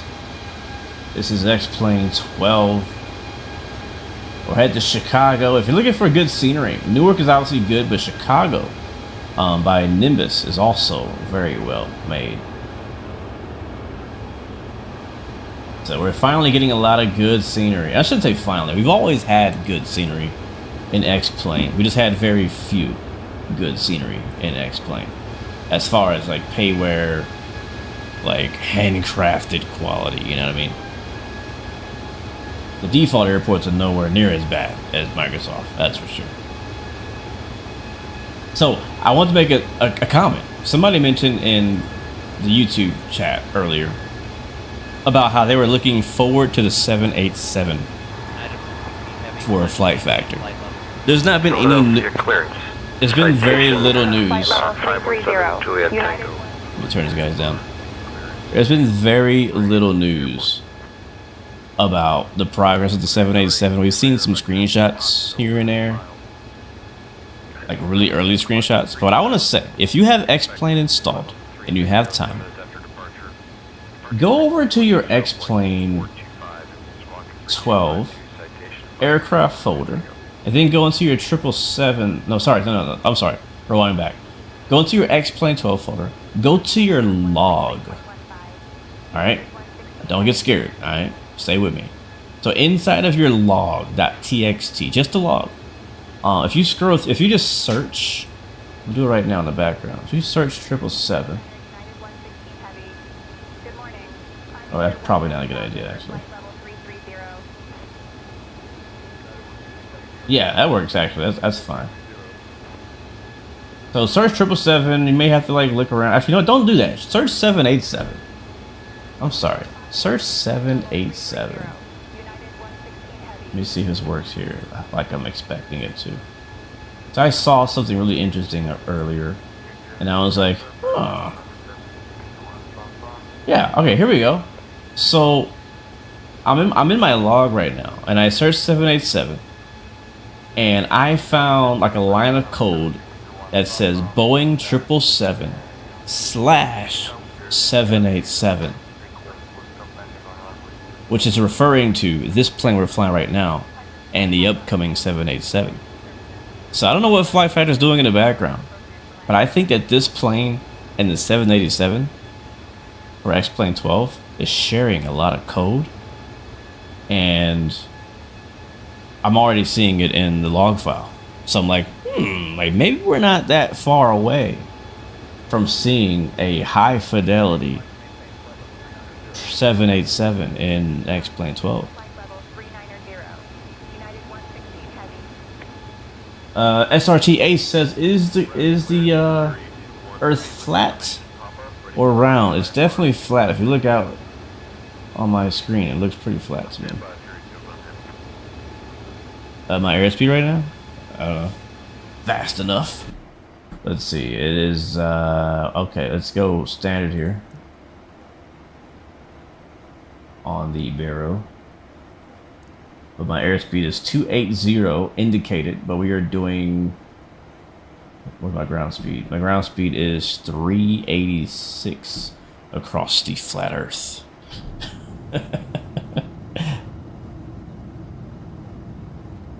When the 757 for Microsoft Flight Sim releases, what will be my first route? That's a good question, actually. I have no idea. I'm not usually very good with that question about, hey, what's your first route going to be when this plane comes out? I really don't know. There's no, when I think about a 757, there's no particular route that I think about. It's going to be it's going to be based on what liveries we get and what scenery I probably most recently downloaded. Like, that's probably how I'm going to decide where I fly first with the 757 when we get that eventually. You're CFI. Welcome back to the stream, man. Good to see you. Hope you're doing well, man. Hope you're staying safe out there. Hope you're landing planes, greasing it. Hope you're enjoying life. Cuddly, we are flying to Chicago. Shot-town. Look at that engine vibration. We're bouncing there on the wings as we go through the clouds. Oh, we're going to the clouds? That means there's a breakout coming. Hold on. That means there's a breakout coming. I think I like this side better.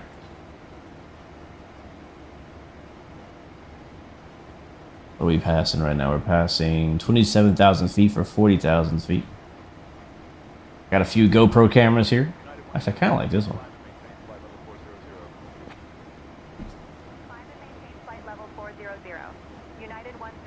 All right, we're cleared all the way to 40,000 feet. As we are now cloud surfing on our way to Chicago. But yeah, I just noticed that in the log file, in the log of X-Plane, how for whatever reason it says Boeing 777/787. I don't know what that means. I don't know what to take away from that. But everywhere in like the log where it mentions the 777, it also mentions the 787. Almost like I already have it, but I don't have it. So it just kind of makes me think maybe it's closer than we think, but I could just be. I could be stretching that, right? I could be reaching for that. But I hope so. The 787 used to be my favorite plane. But now my favorite plane is actually this one, the 777. I've told the story before, so some of you guys maybe have heard it. But yeah, I used to work at the airport as a ramp agent on the ground. I was a pushback driver. That's why I love pushback in this so much. But seeing the 777 in real life changed my mind about the plane. I never disliked it. I've always liked the 777, but when I saw it in real life, it has made me fall in love with it. Because before then, the 787 was my favorite plane. But now, that has changed. What's up, LA McD3? Welcome to the stream, man. The only way you could join is if you hop on VATSIM.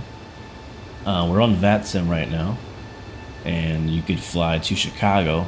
Or not, like the X-Plane does not have its like own multiplayer, so that's the only way you could join if you wanted to join. But yeah, you guys are always free to fly with me if you can. I know it's pretty late for a lot of you guys, probably bedtime for a lot of you guys, but if you're free, you can fly with us. If not, there's always a window seat for you, as I always tell you.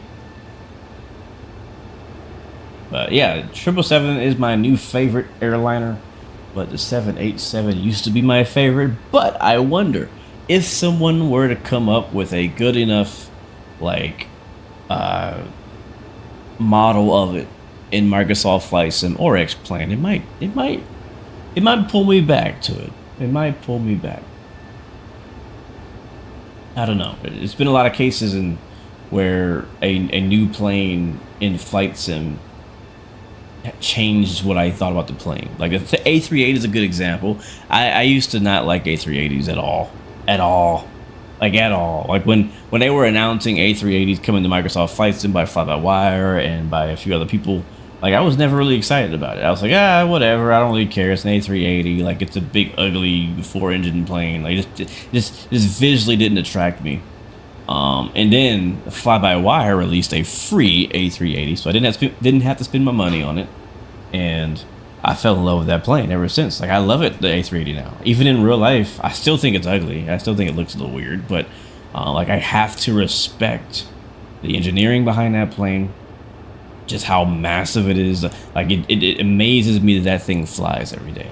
Like it looks like it shouldn't fly, but it does.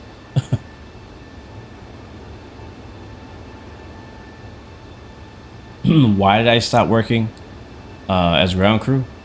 It was just time to go. I don't have a good reason for leaving. Like I didn't get fired. I didn't have any issues with the crew or nothing like that. It's just I worked there for a year. I truly did enjoy it, and I do even miss it to this day. But I guess it was starting to interfere with other things that I wanted to do. It was a second job. It wasn't my only job either. Like I had my normal 9 to 5 that I was doing, and then ground crew was like my second job I was doing. And so like I didn't necessarily have to work there. I did it because I needed to make some more money, and I didn't want to go work at some place that I had no interest in working. And I was blessed that I got to work at the airport. And yeah, got some really cool stories and experiences from it. But yeah, kind of took its course, I guess you could say. Sometimes you just gotta go. What's up, Johnny Man? Welcome to the stream, Johnny Man. Good to see you, bro. Oh man. Yes, exactly. The wings of the A380 are 100% an engineering wonder of the world. They're a marvel, man. And seeing those things flex, seeing the way the engines wobble as well on the wings, it's just like, man, like the people who design this is crazy. It's crazy. It really is. I mean, all the big airplanes kind of are the same way. It's just that the A380 takes it to the max, you know? It really does. So, yeah, it's the flight sim is what changed my mind on how I feel about A380s. And, again, not to say I don't like 787s. I still love them. It's just that the 777... And let me tell you the full reason. When I worked on the ramp, the reason why the 777 became my favorite is not because I got to work with them necessarily. When I worked at the ramp, I didn't get to work with 777s. I wish I could have, but I didn't. But I was driving my little tug around the airport every day, and I would pass them. And I have this thing what I call ramp presence.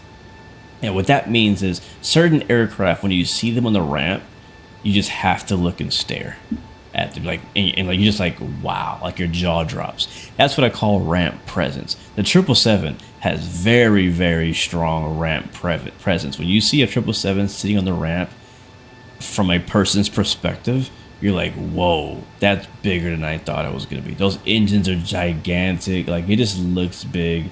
It looks bulky. It's amazing. The A380 gives the same effect, even more. The 787, unfortunately, does not give off that awe effect that I expected to get when I saw the 787. The 787 is actually surprisingly small. I thought it'd be bigger, but it's not. It's surprisingly small, but still a big plane, but not as big as a 777 or obviously the A380. But yeah, pretty cool. So it also, I love the way it sounds as well in real life. So it's just, I got to see them landing and taking off every day. I got to see them starting up and pushing back, and I was like, yeah, I love that plane.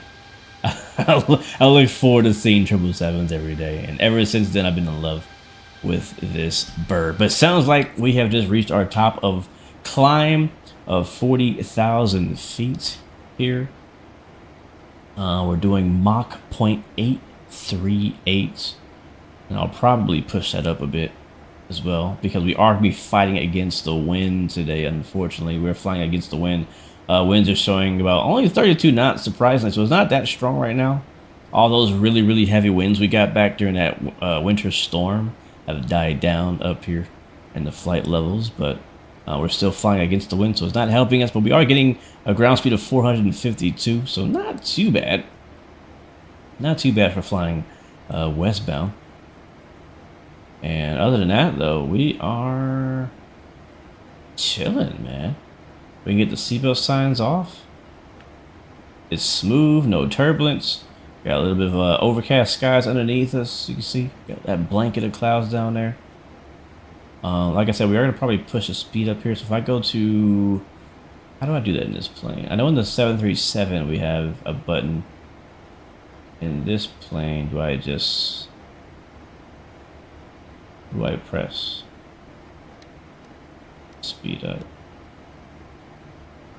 Is there a speed intervene button here in a 777 somewhere? I don't see it. Vertical speed, hold, low. Is there a speed intervene in the 777?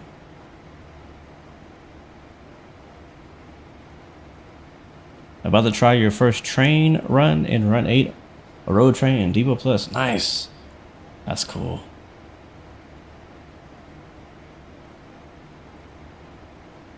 I thought there's gotta be a button. No? Do I click it? Oh yeah, I just click it. Okay. Alright, I'm gonna push up to Mach 1888. Yeah, we'll do that. Alright, cool. Cool. Alright, so we go down here to our legs. We should be able to go to VNav or progress. We do not have any step climbs today. I don't know why it doesn't tell you immediately, but we have to wait until later in the flight for it to give me like a countdown to my top of descent. But we'll leave it on this page so we can see it when it comes. On the left side, we'll keep our legs page up in case we can go direct somewhere. HC's gotten pretty quiet, but we're chilling now. We're good. Let's go to the outside view. And it's just white, bro. It's just white. It's just white. Guess we'll do something like that for now.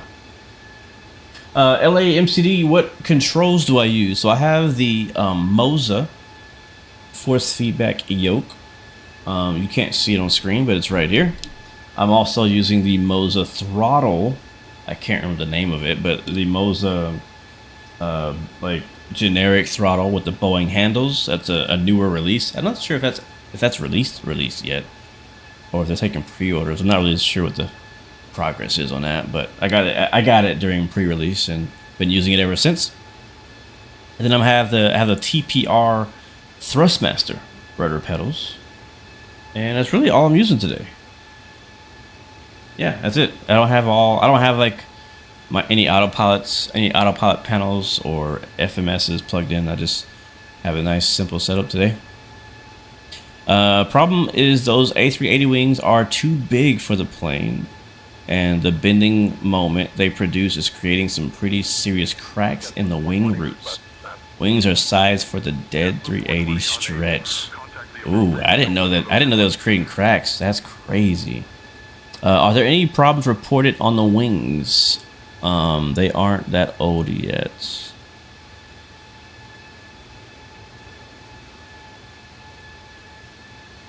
Yeah, I do love watching the A380 take off.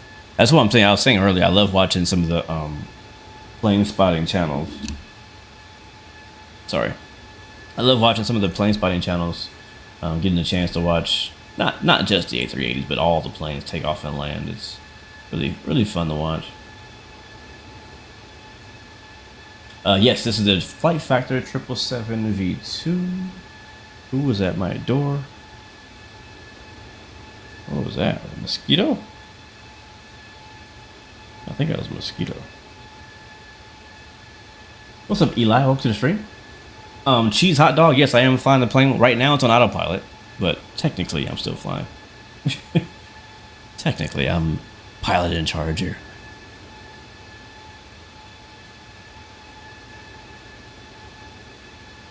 No, Speed says not true. For those of us in aircraft maintenance, it will be horrifying.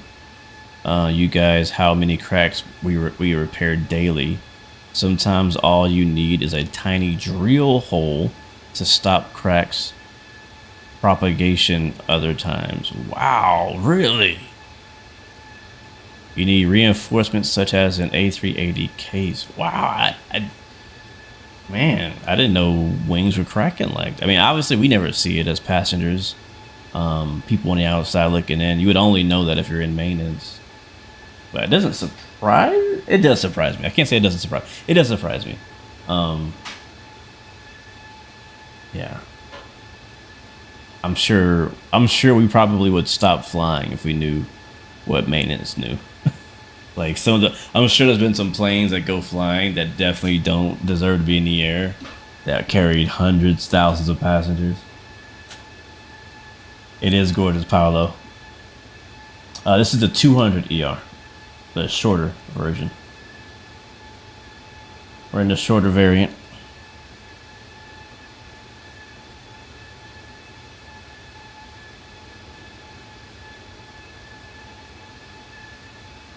Yeah, I don't know. ZX7. I mean, I don't know. I don't know. But yeah, I was kind of mentioning at the beginning of the stream is that this aircraft has a full maintenance simulation built into it. And that's one of my favorite things about the plane. But unfortunately, I don't fly this plane enough to really ever get to experience the consequences of that maintenance, right? Because like over time, your oil should go down. Like I'm not sure if I can show that. Can I show that right now? Or can I access that screen while I'm cruising? Let's see. We have an hour. It's showing we have an hour. It's probably like an hour and a half left in our flight. So we'll get some music going too. If you guys have questions, now is the time to ask them.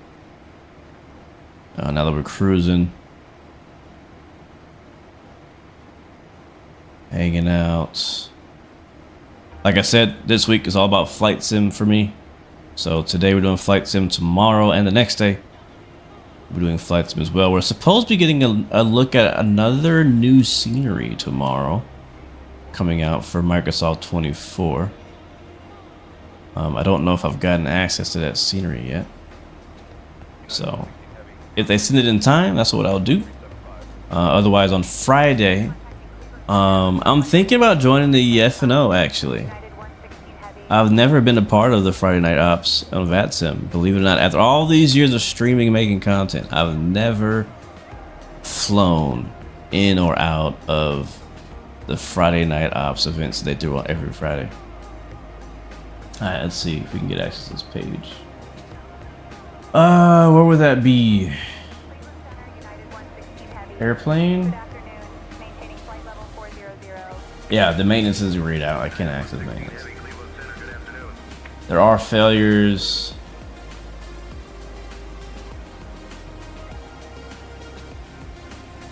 And I don't know if the failures are random or if they can be like, if they can happen based on aircraft wear. Not sure.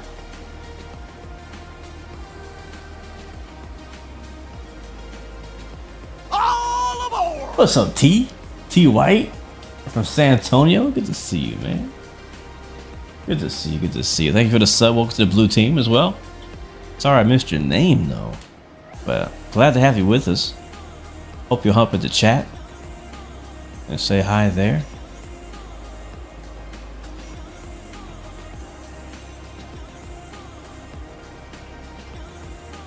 You worked on the E3 Sentry AWACS in the Air Force. You have an avionics background in the military. You were a surveillance. Wait, what? In the military for surveillance radars. Got an A&P and a mechanical engineering degree from Kennesaw State. Well, thank you for your service, man. I appreciate you too. Thanks for coming through, hanging out with this old simmer today. Do I prefer Boeing or Airbus? That's a good question. It depends, man. I gotta be in a mood for either. Sometimes I'm in a mood for neither. I honestly like Airbus a lot because my setup, I have an actual Airbus setup and I have a Boeing setup. And with my Boeing setup, I have a yoke here, right? For my Airbus setup, I take my yoke down and I have my joystick on my side. And I just like that I have so much space in the middle for leg room, my knees. I can put my laptop here, or my keyboard, or whatever. Just I can do so many activities here without the yoke. But that doesn't necessarily mean that I like the Airbus as a platform better. I'm honestly 50-50. I fly both of them. I love both Airbus and Boeing. Yeah, I don't really have a preference.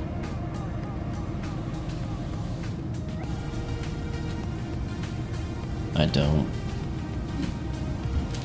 What about you guys?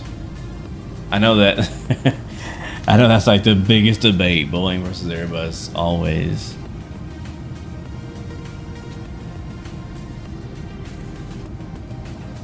What do I prefer, X-Plane or Microsoft? Microsoft.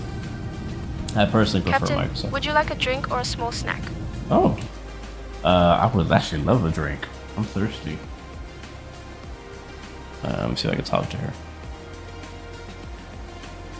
Yeah, let me get a water, please. We will provide the water when we come around with the snack cart, Captain.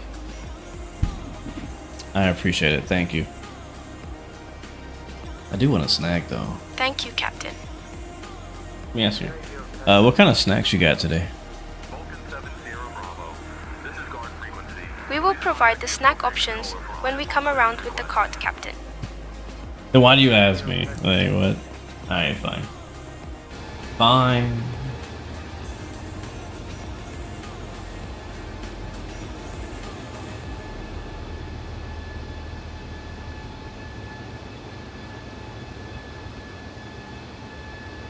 Yes, we are live on TikTok and YouTube today. So, shout out to you wherever you're watching from. Cuddly says Airbus all day.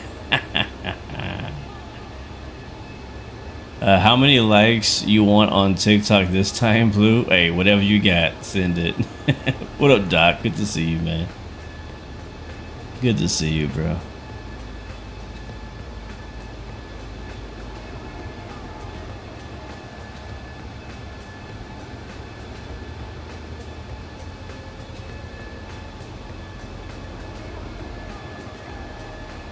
Oh wait, that was you? Oh snap, I just put that together. The other Blue.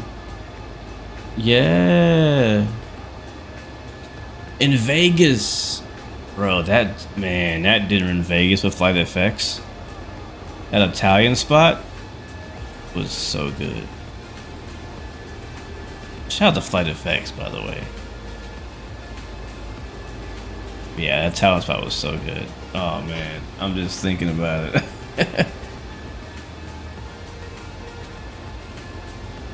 Setting up auto clicker now. Oh my god. Meow. Oh my god.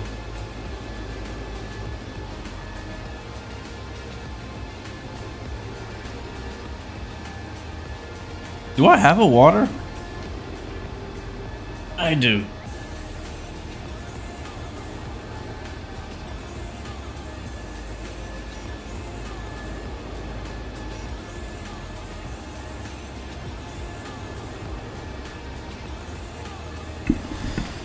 So yeah, there it is. It begins from Doc. Thank you, Doc. I appreciate the likes on TikTok, bro. I appreciate it. What's I gonna say? Yeah, maintenance. So I don't fly the plane enough to get to really appreciate the maintenance, but I wish I did. I wish I did. And honestly, with all these new sceneries coming out, it's giving me more reasons to fly X-Plane lately. You know, we've been getting a lot more scenery conversions from Microsoft coming to X-Plane, and even original sceneries coming from just, you know, whoever to X-Plane. And don't get me wrong, the scenery in X-Plane by default, like the default auto scenery in X-Plane is like miles ahead of what Microsoft is doing. And one reason that is, if you don't know, is because it's actually created by us, the community. X-Plane, since like X-Plane 9, I want to say, has had what they call the X-Plane Scenery Gateway. And what that is, for those who don't know, is basically a way that the community can submit, you know, any airport they want to be put into the game.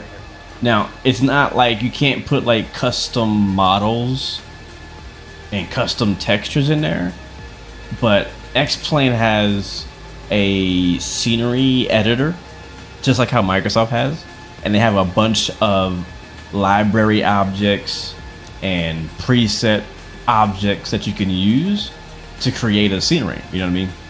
And so you can go in there, anybody, literally anybody can go in there for free.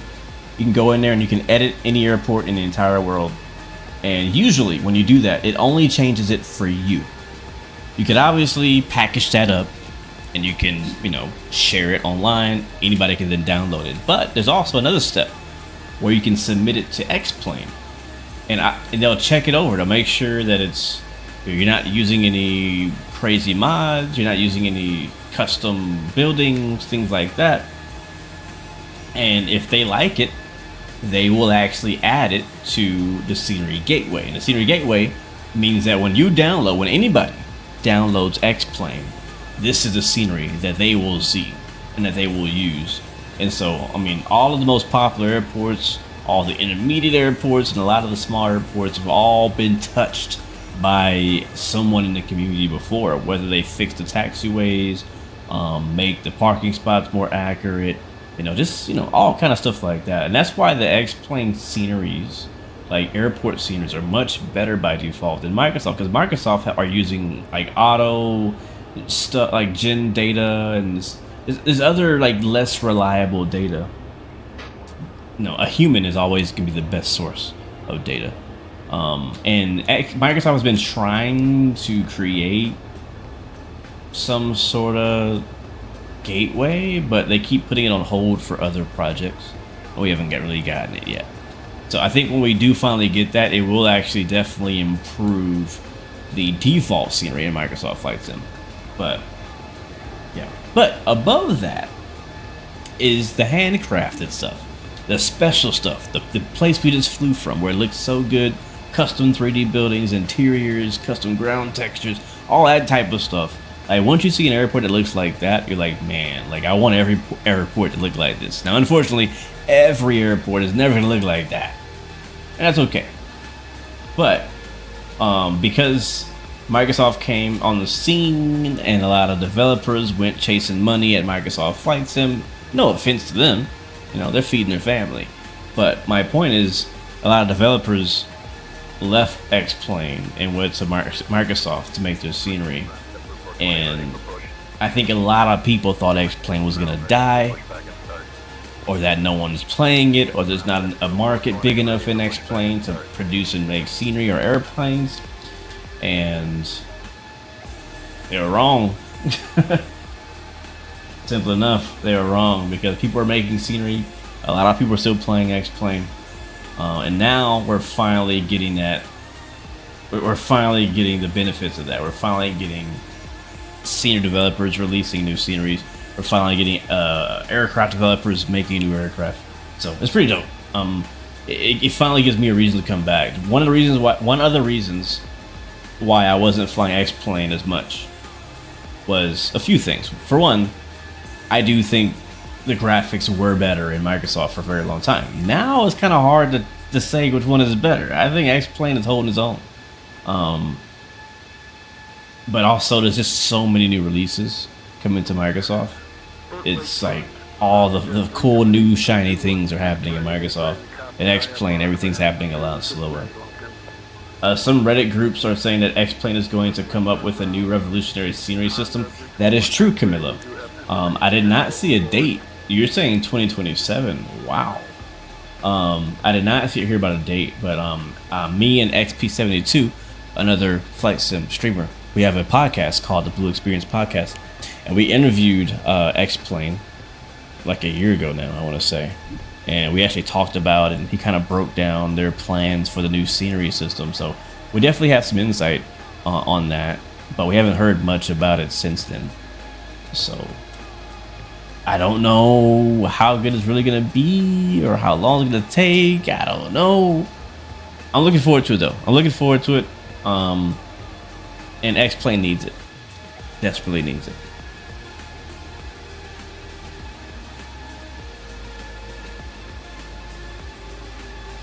What's up, Dee? Well, I mean, if you feel that way, that's fine. Vegas was awesome. Love the guys over at FlightFX. Nick brought me on as their lead technical writer and researcher. Oh, nice. Are you still working with them now, or have you moved on since? That's cool, though. I didn't know. I didn't know what your job was. You know what I mean? What's up? Welcome back, Alien. What you doing, bro? What you flying, bro? I've been seeing you flying around on Volanta. on Discord. I'm like, where is he flying? What is he flying? What have you been flying lately, Element? Seriously.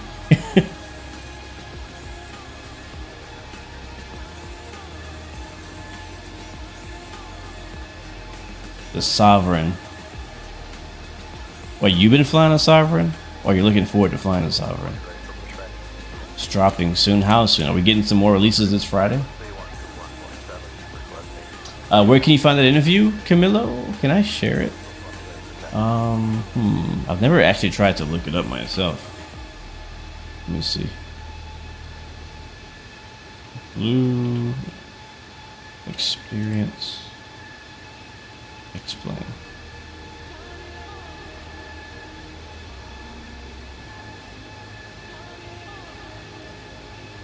I'm gonna find it for you now. I'll drop the link.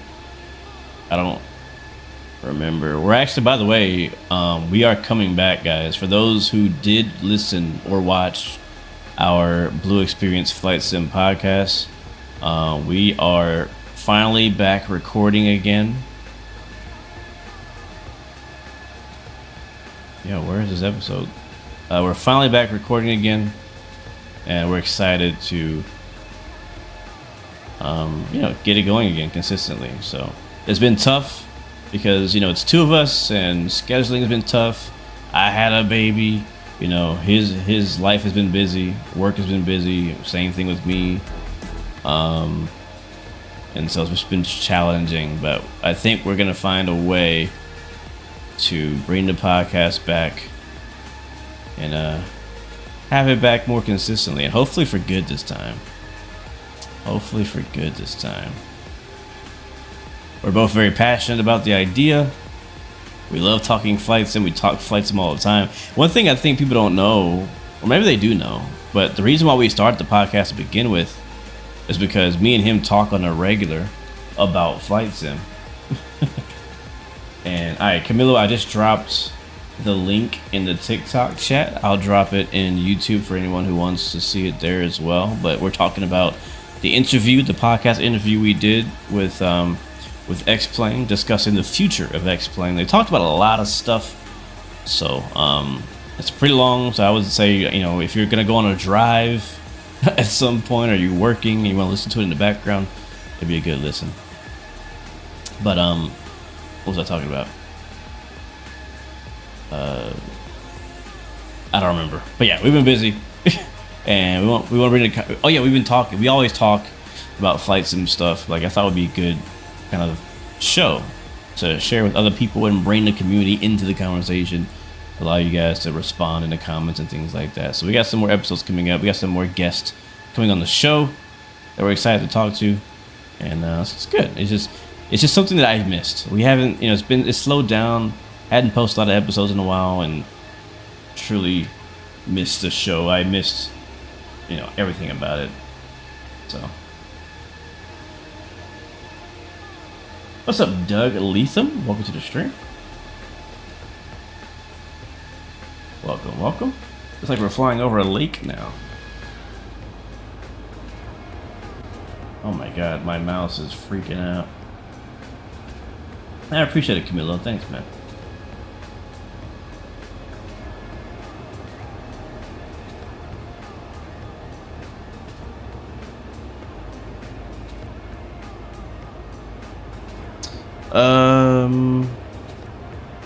You're currently flying from ACY to Palm Beach in the 321. PBI. Is that Palm Beach? PBI? Do you know there's a new PBI? You know there's a new PBI coming, right? I don't know if there's a date for that yet, but I know it's coming. Recently been flying a lot of 737, CJ3 Plus, Piaggio, the Black Square's Caravan's coming in March. Oh, nice. I feel like January and February have been pretty quiet months in the flight sim. I feel like all the devs are still coming off of their holiday, if they took a holiday. But maybe March might be the month. March and April, the end of quarter one, might be when we finally start getting a bit more releases and exciting things happening as far as new content, new products in Flight Sim, especially coming up on the couple expos, FS Weekend and Flight Sim Expo in the summer.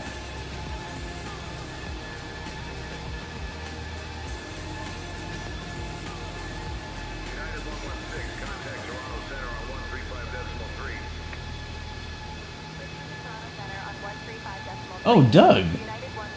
What's up, Doug? I just realized which Doug this was.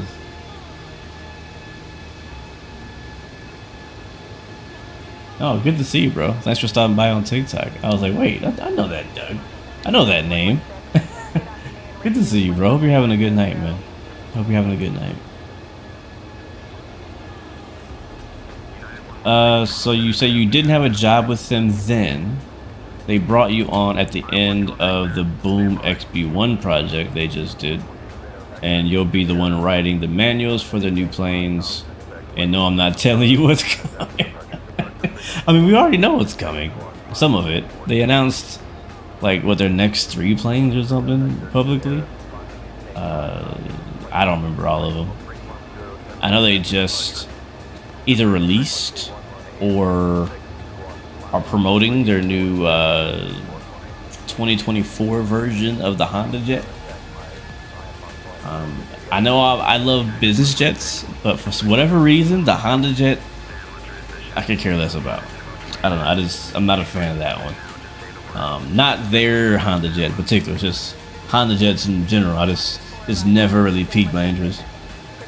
But I'm sure I've heard great things about the original Honda Jet made for 2020, and I'm sure it's gonna be even better now. You're doing your Citation 552 for practice. That makes sense. The Phenom 300 type soon. Are you gonna get a Phenom 300 type? Oh, as and wait. Let's rewind back, Element. Are you saying that you may be getting a type rating in the Phenom 300 in real life soon? Or are you saying you hope that we get the Phenom 300 in Microsoft Flight Sim soon? What's up, Captain Shark? Welcome to the stream, man. Yes, we're back. Like I said, if you just joined us, we're back in Flight Sim for the week, right? So I'm trying a new thing where instead of, playing a different game every freaking day or every stream, I want to dedicate an entire week to a game. So like last week, if you didn't notice, we did all Train Sim, right? We did Train Sim the entire week. We did Run 8, Train Sim World. And it was fun. Had a good time. And we'll do that again in the future. And this week, I want to focus on just Flight Sim. And enjoy that. Appreciate that. Have my rig is all set up for it. We'll just do that for the entire week. And then next week, we'll see what we do next week, right? I was considering doing like Trucking Sim for like a week straight. DCS World for a week straight. All the games that I normally play, instead of like sprinkling them in randomly, like I want to actually spend time on, like, for a really good example of this is me and a bunch of people in Discord played a game called Roadcraft when it first came out, and we genuinely had so much fun. But we played one day and we have not played together since, and I feel horrible about that because I know those guys, a lot of them bought that game because of me, and so we play together for one day and now they never play again. It was crap. Like I wish we would have spent like a few days playing that game together, right? So we could really get the best out of that game, the best out of the fun there. And so I'm trying that new strategy a little bit with my stream schedule. At least videos will always kind of come when they need to be coming, but for streams I'm trying out that new schedule where like this week we're doing X, and so we're doing the whole week unless a new release comes out or some obligation I have needs to be done. But for the most part, I wanted to try that.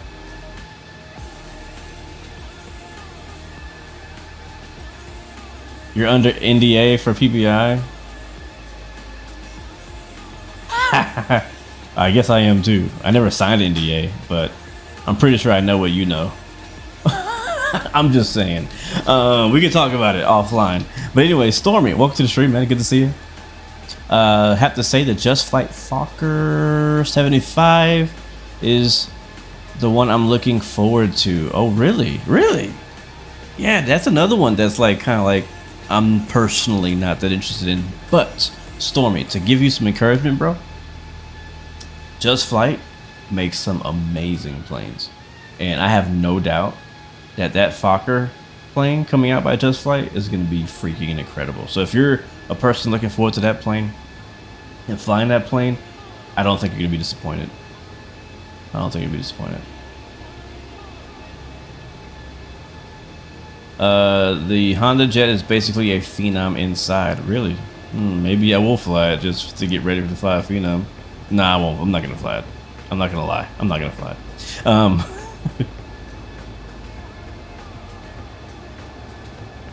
And possibly you'll get a Phenom 300 type rating. Bro, that's sick, man. That's sick. That's so sick. That is so sick, honestly. Kevin, welcome to the stream, man. We're on X-Plane 12 on Windows. Yes, I will be at Flight Sim Expo in Minneapolis this year, Doug. Nino, this is a Flight Factor 777. Yes, the 200 ER. Bye-bye. Speaking of like new announcements and releases, not releases, but new announcements. Did you guys hear about the new A2A airplane that just got announced like yesterday? Let me go look at my Discord here for it. If you don't know who A2A is the company that made the amazing Comanche 250 and the Aerostar for Microsoft Flight Sim 2024. Two amazing planes. I wish I had more time to fly them. I love them so much. You're on PlayStation 5? Is the PMDG 777 available on PlayStation? Like, actually, if you're on PlayStation 5, I have a question for you. Do you guys have a marketplace? I think you do. And is it the exact same marketplace as Xbox? Or do you guys have a special one? You do have a marketplace. Okay.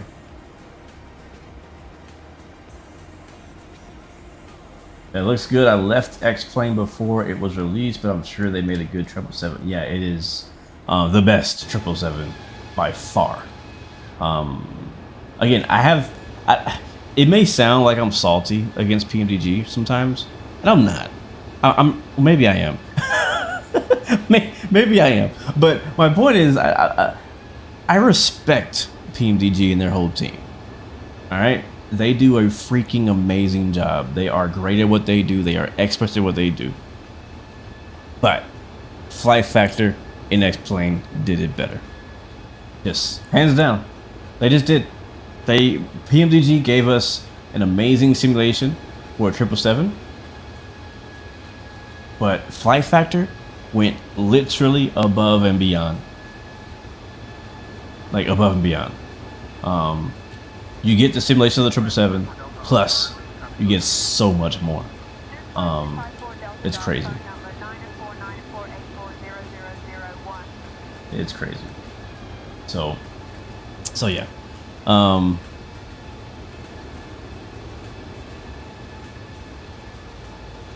But I don't know if the 777 from PMDG is available on PS5. I'm just curious. I don't know what PS5 has and what it doesn't have. Like, I kind of wonder and assume that you guys get all the same stuff that Xbox gets, but I don't know.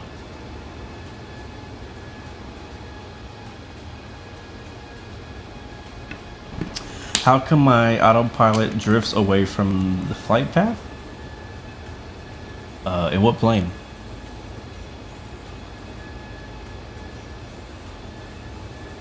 Just Trend says we have it, but we don't have any good stuff in it. Okay, so I guess they have to opt in to getting some of the things on PS5. Okay, well, give it time, guys. If you're on PS5, give it time. We all went through these growing pains, especially if you're on PC or PC in particular, because we got it first. which was nice and all, but there's a lot of, yeah, like it was slowly over time. We got more and more products available to us. Xbox the same way. Xbox is finally getting some of the really good planes, and I think they just are waiting to get what's needed on the PS5. Let me find out where we are here, because I don't want to miss our top of descent. Looks like our top of descent is 123 miles away. Quick flight update. We are doing ground speed of 454. Thank you for that subscription, by the way. I couldn't see your name. It started with a B. I need to fix that font. It's so hard for me to read on my screen, but sorry for missing your name. Hopefully you'll jump in the chat and say hi. But thank you for the subscription and welcome to the blue team, my friend. I think it was Brofka. I think that's who it was. Have I ever done any flight training in real life? Technically, yes. Yes, I have. But, well, I guess technically no. My only like legit flight training I've had was online ground school for PPL, online private pilot ground school. I did a course there. I've not had any in-aircraft instruction, so that's why I say like in real life, no. I've done a lot of simulation training over the years, where I've gotten what I know now. But yeah, I want to get I still want to get my license, man. And I'm gonna keep saying it until it happens. I want to get it. It's still an ambition of mine. It's a passion of mine. It's a goal of mine, and I'm not giving up on that dream or goal, no matter what. Gonna happen. Yeah, I was talking about A2A. So A2A Simulations makes the Comanche and the Aerostar, and they recently announced what their next aircraft is going to be, which was exciting because, you know, they're like one of my favorite developers. One of my favorite developers. And the idea that I'm going to get a third plane by them was like, oh, snap, that's amazing. But, unfortunately, the plane that they chose, I don't like. So they chose to do the Legacy RG550, which is basically a Lancer. Yeah, a Lancer, I guess Lancer 550, I don't know. It's a very niche aircraft. I'm just gonna say that. It's a very niche aircraft. Apparently the guy who owns A2A has one, and that's the reason why he's gonna make one. Which seems to be the reason why he makes most of his planes. So, I feel similar to Black Square, where Black Square made what plane? Wasn't the Duke? I don't think. Black Square made something that I was like, why would you make that? Oh, I remember what it was. It was what's that plane called? That Black Square made that was like just super weird. Like a flying kite, Starship. That's what it was. Yeah, so Black Square, which is another one of my favorite developers, makes GA planes, makes some amazing planes. Element mentioned that they're dropping the Caravans sometime soon. They have the let's see, the Turbine Duke, the Baron now. So he has a nice lineup of aircraft that he's made now, and chose to do the Starship of all planes, which, like I said, looks like a flying kite. Personally, just not in any way interested in that plane. I think it looks ugly on the outside. I don't care what it looks like on the inside because it's too ugly on the outside. I don't care. And so I was like, man, why would you do that plane? Like, I mean, give me a, you know what I'm saying? But anyways, I feel the same way about A2A in their next project. There's gonna be some people who like that plane and that care. I'm not one of them. I wish he would spend that time working on something different, but hey, it's his product, his project. It's probably a passion project. He can do whatever he wants. He's probably made plenty of money off the Comanche and Aerostar, and it's like, yeah, I have enough money to just like make something I want and don't care how much I make on it. That's my thought. So, but I'll just keep flying the Comanche, which is now 2024 fully 2024 compatible, which is nice.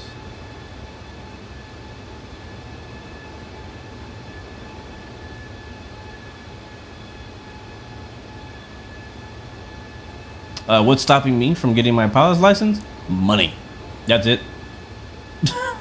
That is it. I just need to meet a millionaire. It's like, yo, I will pay you 20, 50 grand just to go flight train. I'm like, bet. I'm gonna get my license, and I'll get my license in like 3 months or less. How do you get any plane to maintain altitude? Autopilot is your best friend, my friend. Autopilot. Trust me, I cannot fly this straight and level. I mean, you can use a trim. Trim up and down and left and right if you're not using autopilot. And in some cases, you can find that sweet spot with the trim and get the aircraft to fly nice and perfectly straight and level, but eventually the wind will shift or something will change. Even your fuel level can go down, which then makes your aircraft need to trim up some more, and you have to retrim it. But yeah, autopilot is the way you get the aircraft to fly so straight and level and smooth.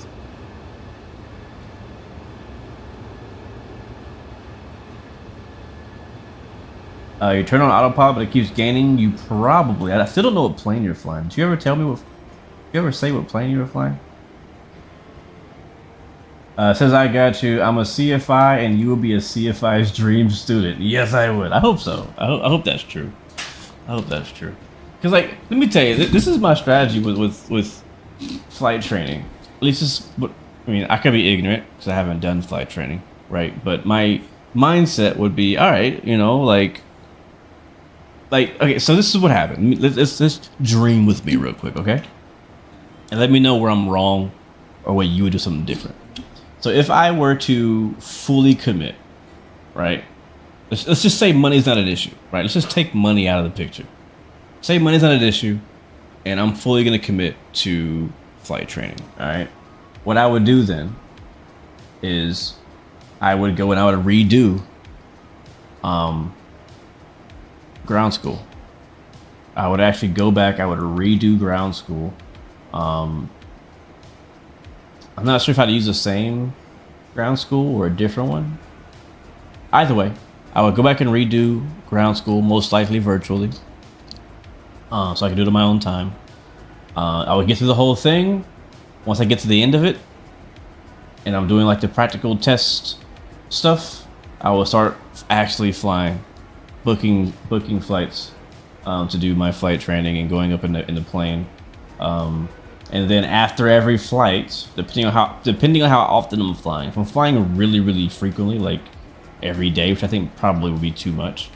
If I'm flying like once a week, 2 times a week, something like that, maybe 3, then I would be obviously briefed with my instructor, but I would be doing my exact flights in the flight sim. I would, you know, if I'm flying a Cessna, I'll be hopping into Cessna in Microsoft Flight Sim, and I will be going out and literally doing the exact flight, the exact maneuvers in Flight Sim, kind of preparing myself for the next lesson or debriefing the last lesson. And I think that if I do it that way, I think that I would learn better that way rather than having to only learn in the cockpit. Obviously, I do need to still learn the seat feeling, the G feelings, and all the feelings in a plane. I think that's extremely important. But I'm just saying that I think that it would help my brain process the learning faster if I get to practice and or prepare for it in the simulator between flights. So I would do that. I'll do that for the entire training. And I think that would help me to hopefully get it done in the fastest time possible. That's what I hope. You're in a 747? Okay. What? If you're in a 747, that's very similar to this plane.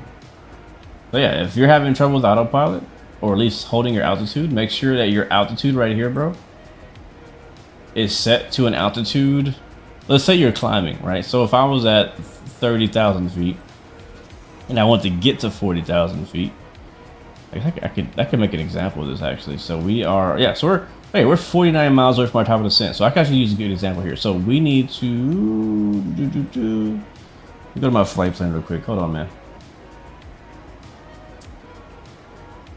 We actually need to do this anyways. So our bottom of descent is like around 2,300 or so, maybe 4,000 might work too. We'll do 2,300. So, so for autopilot in general, whether you're climbing or descending, you're gonna want to set your altitude to the altitude you want to get to, right? So right now we're at 40,000 feet. We want to descend down to 2,300 feet. Pretty dramatic. There we go. And if I wanted to just descend right now to that altitude, I would hit vertical speed right here. I would scroll this knob until it says like negative 1,500. That's really it. Make sure your autopilot's on with the green light. And that's really it. That's how you descend or climb in a 777, 757, pretty much in all the Boeings. It works the same in all the Boeings. You could also use flight level change here, which will keep your current selected speed on the way up or down. I hope that makes sense to you, man, because it sounds like you're struggling right now. I'd probably tell you, hey, just start over. Like, restart your flight with new information and try it again, because it sounds like you may be too far gone. Yeah, we're 37 miles out from top of descent into Chicago. We're expecting to something center. Can't remember. I want to say 28. Yeah, 28 center in Chicago. I've noticed with Say Intentions lately, I wonder if they cut back on the radio stuff, or maybe my settings have gone down, but it's a lot quieter in cruise now. I used to get so much radio chatter during cruise, but now I hear like nothing until like I'm about to land. And I'm not really a fan of that. I like how it used to be. Back in my military days, coming back from temporary deployment, our E3 lost its autopilot. Pilot had to hand fly it back to our base in OKC from a base in southern Florida, 4.5 hours and 4 throttles. Dang, that sucks. That sucks. That really does suck. Yeah, autopilot is so nice. if it wasn't for autopilot, I probably wouldn't fly. At least not airliners.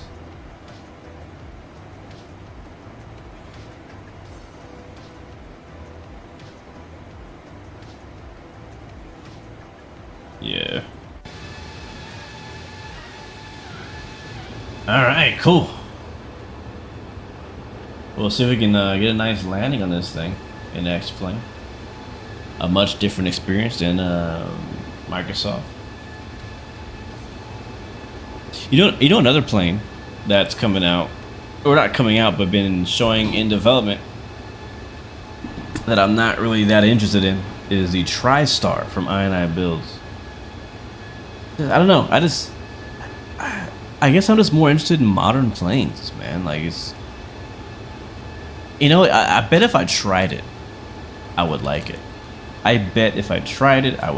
Probably the same thing with for the Fokker, for the Lancer, for some of these other planes that I'm like not really that interested in, like the Honda Jet, for example. Like, I think if I tried it, if I really truly gave it a chance, I probably would enjoy it. But it's just like I don't have any interest in it because I have no emotional or personal connection to that plane.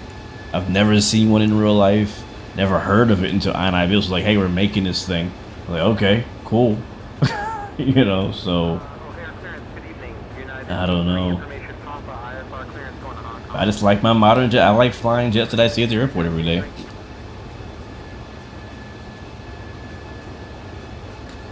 You've never used X-Plane. Why did you say the Flight Factor 777 is better than my PMDG?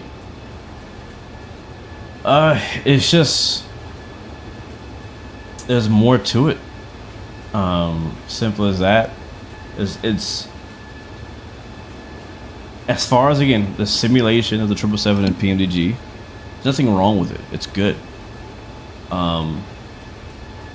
But PMDG just did more. Like, they did what PMDG did, which is like the base plane, but then they added like maintenance simulation on top. They added all the ground crew and purser communications on top of that. They added it's just so much. It's I feel bad because I feel like I'm just saying, oh, because it is, which is a horrible answer. But unfortunately, in the air, there's a lot of things that they won't allow me to act. Like the maintenance panel is really where the big difference is. Let me see. What other features do we have in here? Both planes have failures, so that's not a big deal. They both have performance calculators. They both have charts. They both have access to, you know, weather, winds, sim brief.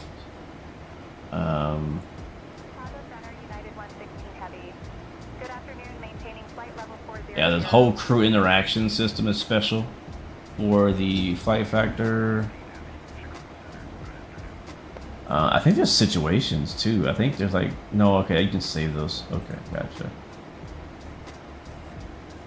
I know it's hard to see this because of the reflection, I'm sorry. Oh, that's cool. You can actually set the age of your engines? Oh, that's sick.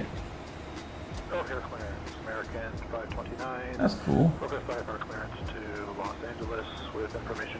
And air, so you can set the aircraft age. Again, I know you probably can't see it. You can set the aircraft age. You can set the left engine and right engine age. So if you want like older engines, they'll behave differently as far as, you know, whatever the technical things are. Like it might take longer to start.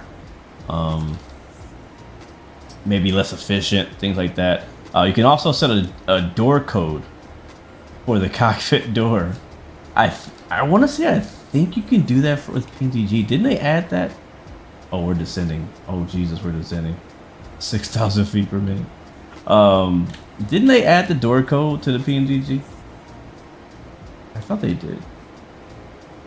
But yeah, you could actually have. Apparently, you can get stuck out here.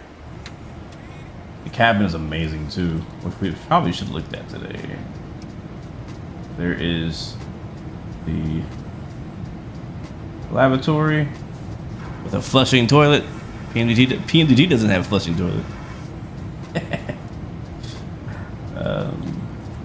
Doesn't this plane? No, I'm thinking about the A350.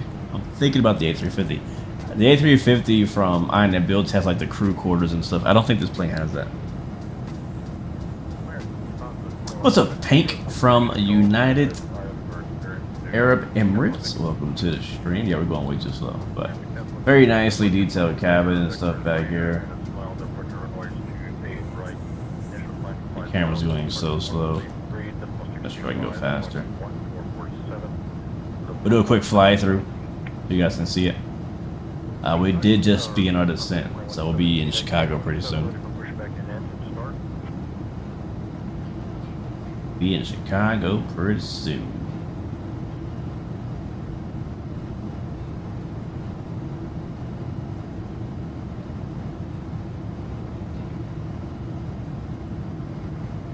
Oh, there's a couple more. There's this section, the next section.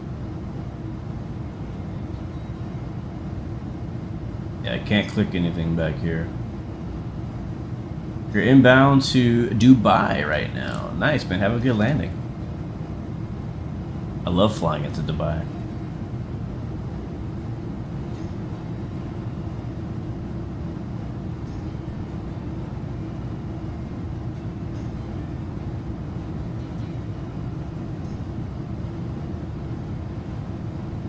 Oh, look at that view.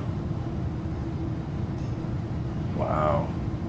You found your Falcon 4.0 complete with books. No way. Books, bro?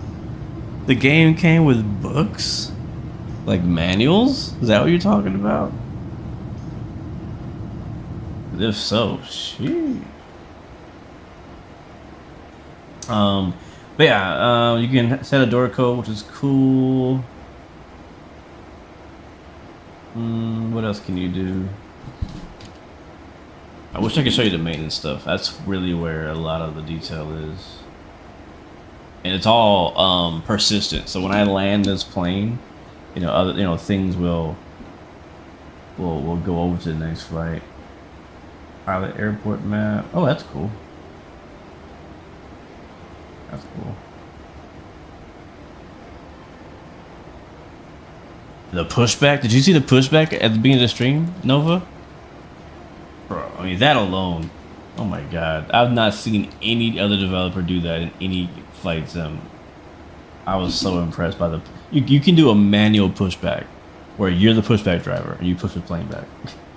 So cool. Doors, ground services. Yes, that's that.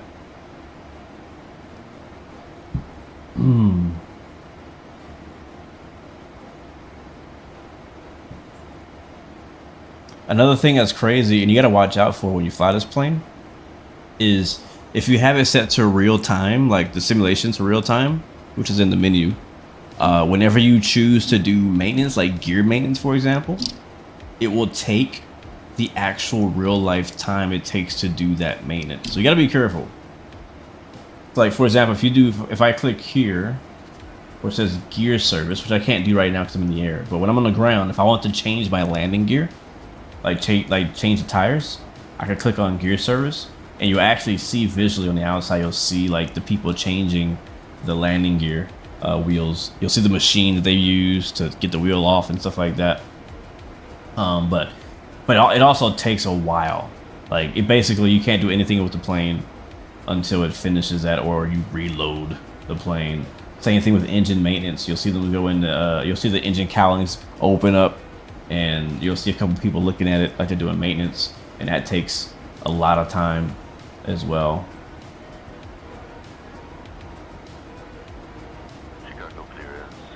Yeah, so here's one. So you got, and you can do maintenance on everything. I believe this plane does have MELs as well. To be honest, Pink, I hope they release a 787. Like, the 300 is cool. The 777-300 is cool, but like it's still a 777. With X-Plane really needing more planes, I'd rather them not focus on more variants and give us more planes. Like, give us a 787, give us a 350. That's what I want. That's what I want from Flight Factor, personally. But you can want what you want. I'm not saying you're wrong. But yeah, so you can do all those things. Pretty cool.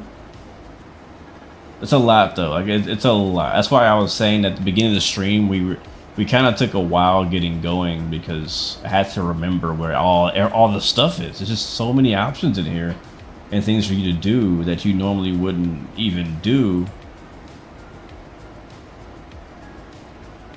It does have a really nice de-icing. I think you can actually see snow on the plane when it gets snowy. I don't see if there's anything else in here that's interesting.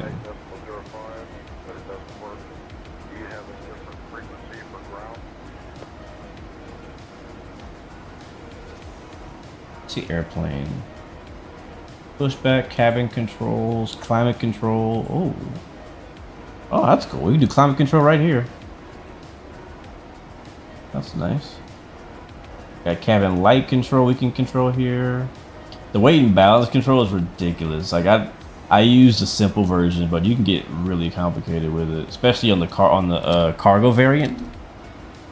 Like on the we're not flying the cargo variant right now, but from what I heard, the 777 freighter from Flight Factor, you can. Was it that plane? Was it Flight Factor? Or was that PMDG? I'm getting my planes mixed up now. So you guys can correct me. Is it the Flight Factor where you can literally you can tell the sim what to put in a container? Is that the Flight Factor? Like, you know the big ULD containers that they load into the cargo planes? You can decide what's in those containers. Like, yeah, but I can't remember if that's this plane or some other plane. The 787 is solely needed in the flight sim world in general. Yes, I agree with you, man. I agree. Both X-Plane and Microsoft Flight Sim. Alright, what is our weather in Chicago? As we are now below 18,000 feet and need to start thinking about how we're going to land there. So winds are 240 at Fort. Visibility is 10 and clear, as we can kind of see out the window now. Not very many clouds on the horizon. Broken at 1700, overcast 25,000, so it may change. Temperature is 8, dew point is -9. Altimeter is 2964. We'll put that in. Let's see. 2906. That's a low barrel. I'm hearing, isn't it supposed to get cold again? Are we expecting to get snow out here in the north again? Because I'm hearing even in Texas, we're supposed to be getting the 50s again, like next week. Alright, 2964. That is set. Beautiful.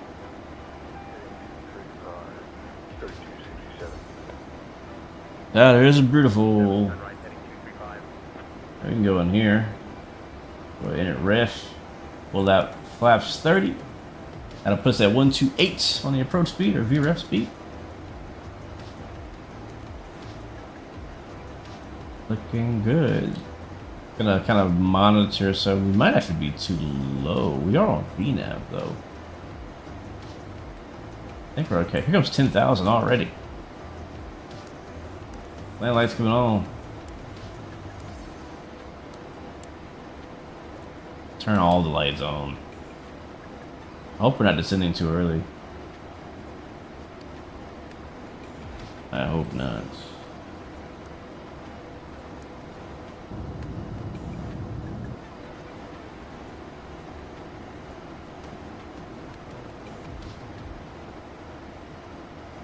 You're getting into RC flights. I have a F4U getting ready for its maiden flight. Waiting for the FPV camera to arrive. Oh, that is cool. Night layer. I've never gotten into RC planes. I've seen videos of them. I remember watching a video of it one day, and I was like, I kind of want to do that. And I was like, you know what? I probably should start watching these videos because most likely I'm going to end up getting into another hobby rabbit hole that is going to cost me a lot of money. Although I would enjoy it. I'm trying to limit myself from getting into other expensive hobbies right now. Like trains, model trains is another one where it's a very tight-knit community, right? A very, very strong community in the model train world. And I know for a fact with my interest in trains and railroading that I could really go down a rabbit hole with that as well. And I've already looked at the prices on some of these little model trains and they get pretty expensive. And the same thing I looked into with RC planes. So yeah, I don't know, man. Alright, we are fast. There's VNAV speed, but we're at 5,000 feet doing 300. Oh, I know why. I forgot. I forgot we were doing our own speed, not managed speed. Completely forgot about that. Oh man. The FPV is what drew you in. You got like 6 trucks. And wife just ordered her first kit for a crawler. Okay. Wow. You have 6 trucks? Sheesh. That is cool. You must have a really big garage or a lot of land. Have I seen Tyler Perry's giant RC collection? Yes, actually, I have. Yes, actually, I have. It's really impressive. That's crazy. Like, yeah, he has like a whole hangar, like a whole maintenance hangar on his property and a runway for RC planes. Like that's what I'm saying. Like if I was like if I was a Tyler Perry, if I was a person like a famous person with money, that's the stuff that's the type of stuff that I would do. That's the type of stuff that I would do is have a runway and a hangar for an RC plane. I bet he has a private jet too. Your whole backyard is a track. City loves to complain. This is like a dirt track.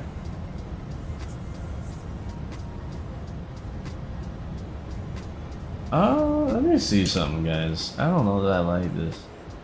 We are at 4,000 feet, and we are 20 miles away from the point at which we need to be at 4,000 feet. I don't know how the VNAV got that so wrong. I do not know. So I think I'm gonna go direct to Hazel from here. Climb and maintain flight level 290. Flight level 990, 1 micro I'll turn us left.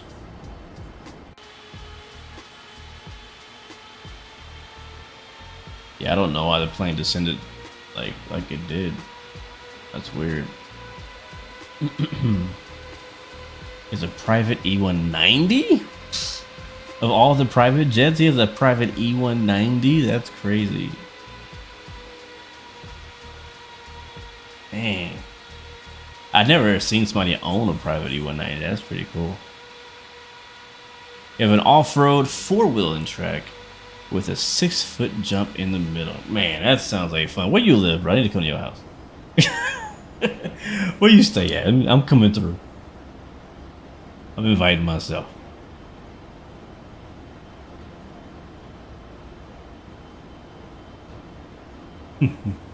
That sounds like fun.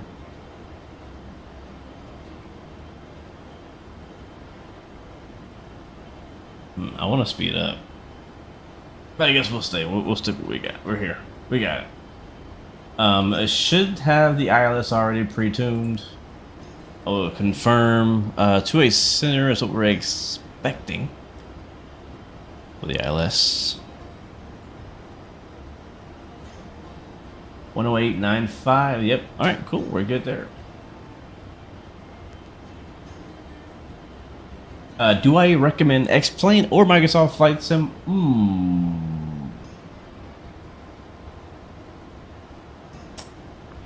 If you're new to Flight Sim, I recommend Microsoft Flight Sim. Yeah, I recommend Microsoft Flight Sim. I wouldn't recommend X-Plane until you've played Microsoft Flight Sim already and are looking for a specific few things. And then you can go from Microsoft to X-Plane. So one thing to keep in mind for X-Plane is that X-Plane is actually available on Mac. So if you're a Mac user, an Apple user, a Linux user, then that's really your only choice. You can't get Microsoft Flight Sim. Microsoft is only for Windows. So for those who play Apple or Linux, X-Plane is native on that platform. So that's good for them.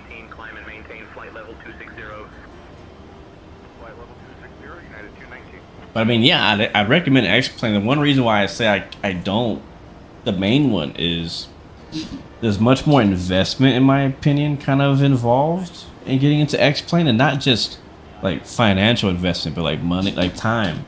With Microsoft, I truly feel like you can install Microsoft Flight Sim 2020 or 2024 and just get going, just go, start flying without the need to download really anything else. But with X-Plane, I can't recommend you fly X-Plane vanilla with no mods, with no DLC, right? Like, you're gonna need to get some DLC to make it not only look good, but be the sim that you kind of want it to be. Whether it be a plane add-on, scenery add-on, downloading ortho like I do. We didn't talk much about that in today's stream, but I have what's it, an 8 terabyte hard drive that I bought just for X-Plane and its ortho scenery that I downloaded. So, which is not necessary. You can fly X-Plane without that scenery, but that's just the way that I like to fly. You've heard people say X-Plane has better physics and it's way more realistic. Yeah, I agree with them. X-Plane does have better physics, and in many ways, it is a bit more realistic than Microsoft Flight Sim. Microsoft Flight Sim is still realistic and can be realistic. At the end of the day, how realistic a flight sim is really depends on how realistic you use it. A lot of people say, oh, Microsoft is a game, you can go fly around and do all these crazy twirls and things like that and barrel rolls. I'm like, hey, you could do the exact same thing in X-Plane. It's just the culture within X-Plane, the people, the maturity of the people in X-Plane are much less likely to fly like that, to act like that. Because Microsoft is more mainstream of the two and attracts a lot more people of all ages, including people who are very young because it's available on Xbox Game Pass and things like that. You have people who do a lot less serious flying than X-Plane.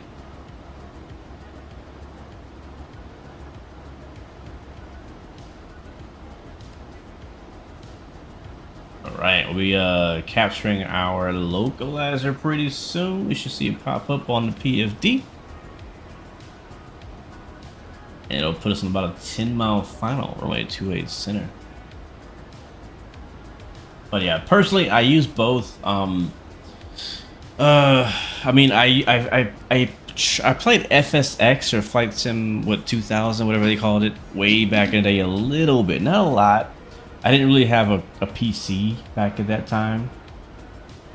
But when I did finally get a PC, this was when X-Plane 10 came out, and so I spent a lot of time in X-Plane 10 through the life of that, all the way through X-Plane 11 and X-Plane 12, and I've watched it change. And yeah, it's been good. This is way better than it used to be.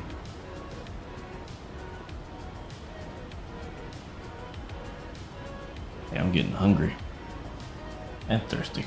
Ran out of water. We're about to land, so I don't want to get up. Alright, off our nose, we have Chicago.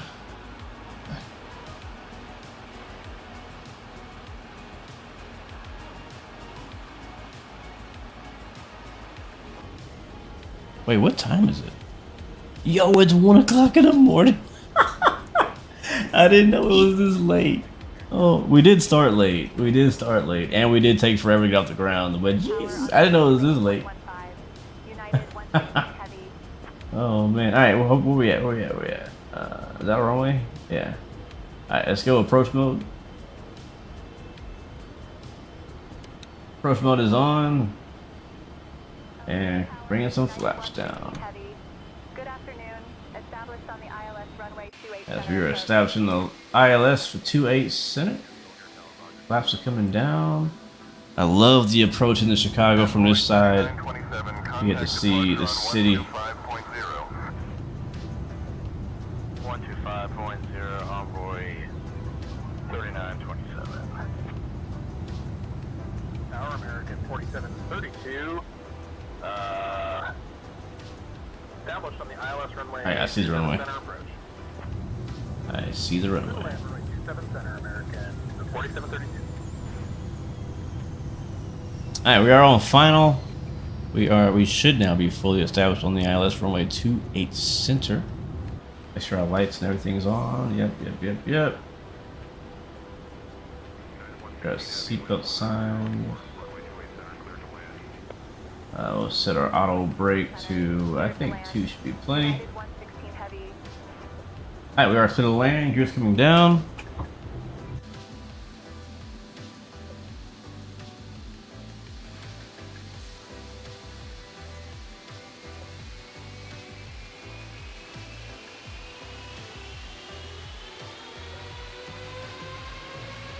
Oh man, look at that. Alright, let's kill the music and time to land the plane in Chi-Town. Get the sim turned up a little bit.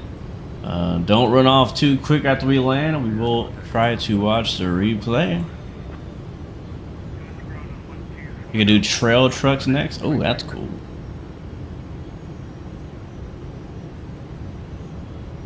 Alright, so let's get slowed down.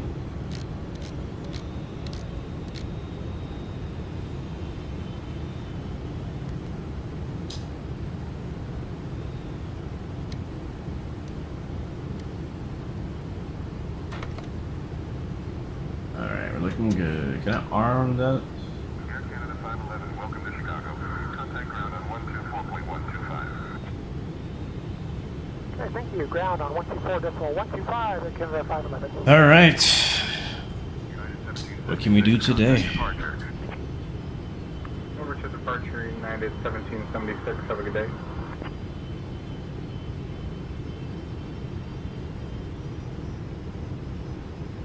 The FMC is your biggest challenge. What would I say is mine?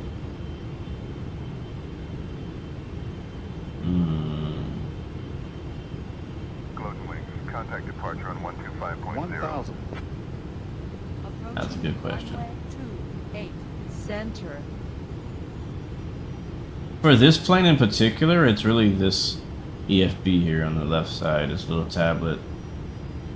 But it's not even really necessary, it's an optional thing, it's just there's a lot going on in there. Alright, should we take it from here? I think we should. My controls.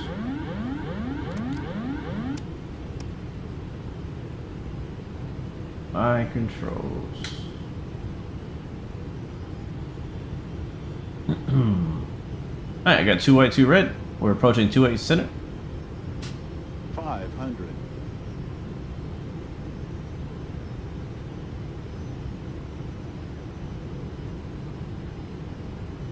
Little high. 400.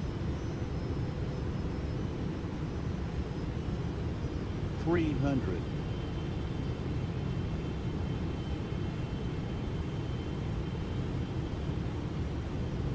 200.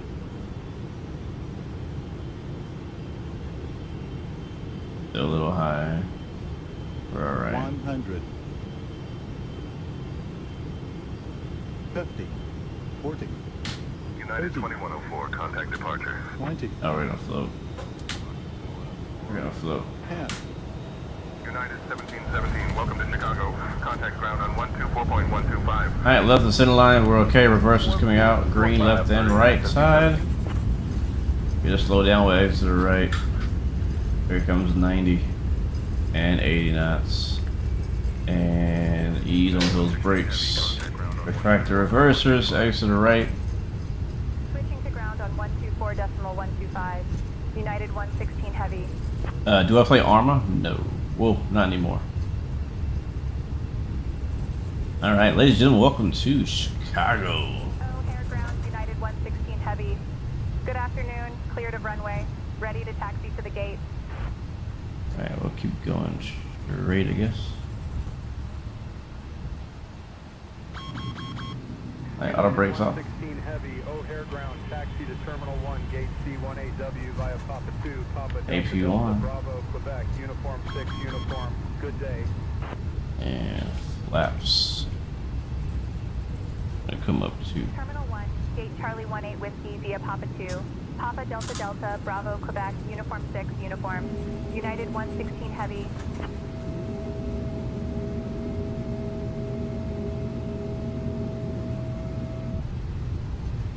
Alright, make a right turn here at Delta Delta across to a right. The parking.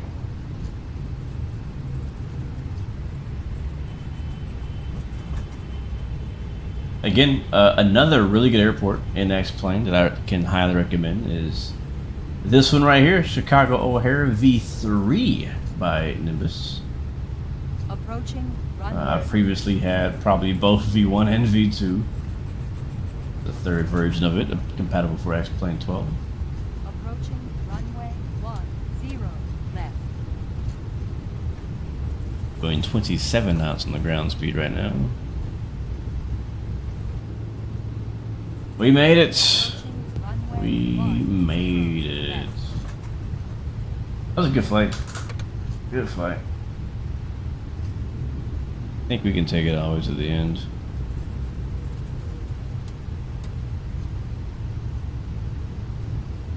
And then make a right turn.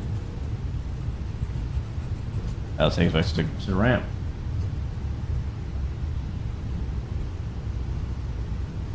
Yeah, tomorrow we'll still see, but the plan is there should be another scenery coming out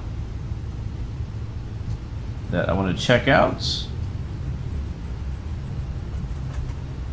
Should be a good time as we focus on flight sim this week and Friday.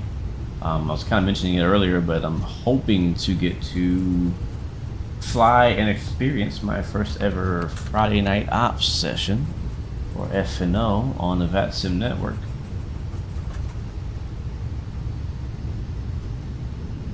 So we'll see if anything changes that plan between now and then.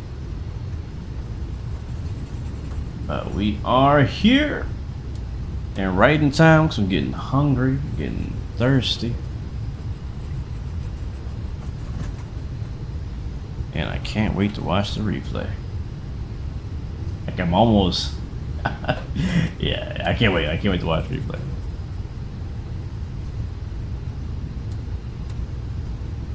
But yeah, to the guy in chat who was asking if I play Arma, I have Arma. I own it.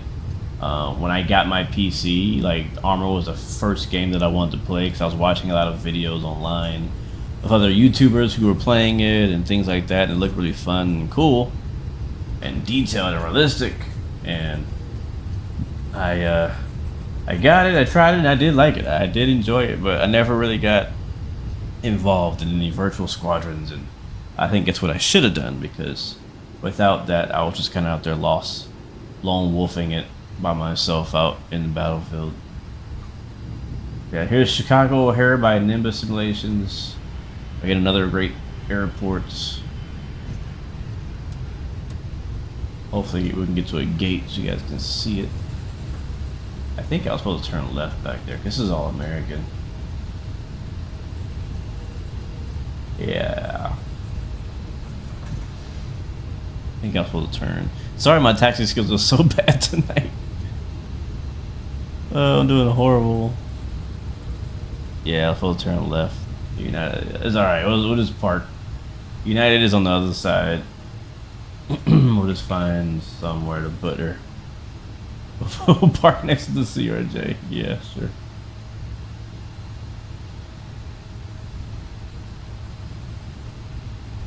I don't think we fit here. I don't think we fit here. Alright, brakes on. I guess we'll shut it down. I don't know if it works in replay mode while it's shut down, but we'll shut it down. Alright, so APU's already on. We're just gonna get our profile engines turned off, fuel control switch left and right turned off. Engine will come off with it. Other than that, I'm just gonna leave everything else as is. And we will start poking back to the taxiway, switch to our replay mode, and see how our landing was. Let's also get off of VATSIM here. And say intentions. Uh-oh, is it gonna crash? Oh, I think it might be crashing. It might be crashing. Oh, no, it's back. It's back. But it's frozen. Let's just jump. Here we go. Huh.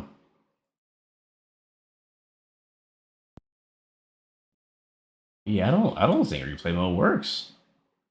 Because when I hit play, hold on, let me see.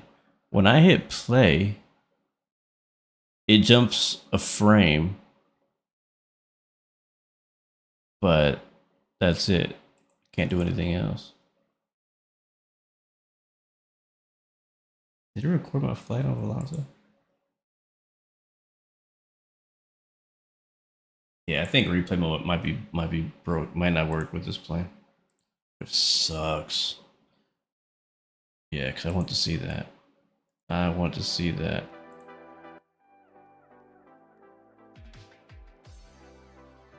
Yeah, it's not working.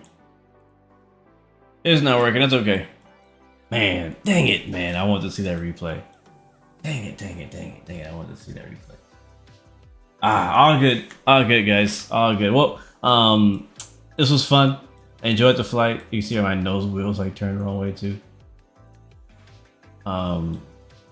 Again, we'll be the plan is to be back tomorrow. Hopefully a little earlier tomorrow. And I'll be flying again.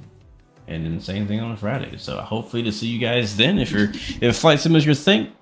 And then next week we'll do something different. You down? You with me? Sounds good. Alright guys, I hope you guys have a great morning, night, or day, whatever time zone you're in. This was fun. Thank you guys so much for sticking around with me on the night shift here on X-Plane 12. I'm telling you, man, X-Plane 12 was making a comeback. If they can drop this scenery on us, this new next-gen scenery, X-Plane is definitely going to be making a comeback. So I'm looking forward to seeing what the future X-Plane holds. As you guys know, I've been more recently, flying X-Plane a bit more than I had in the past, and it's a genuine option for me. When I'm looking to fly, X-Plane is a genuine option for me. So hoping to keep it that way. But anyways, guys watching on TikTok, thank you guys so much for supporting me over there. And same thing to you guys over on YouTube. You guys have it again. Amazing night, morning, evening, day. Until next time, remember you have 3 choices. Give up, give in, or give it all. You got peace, love, and God bless you. I will see you guys next time, next video.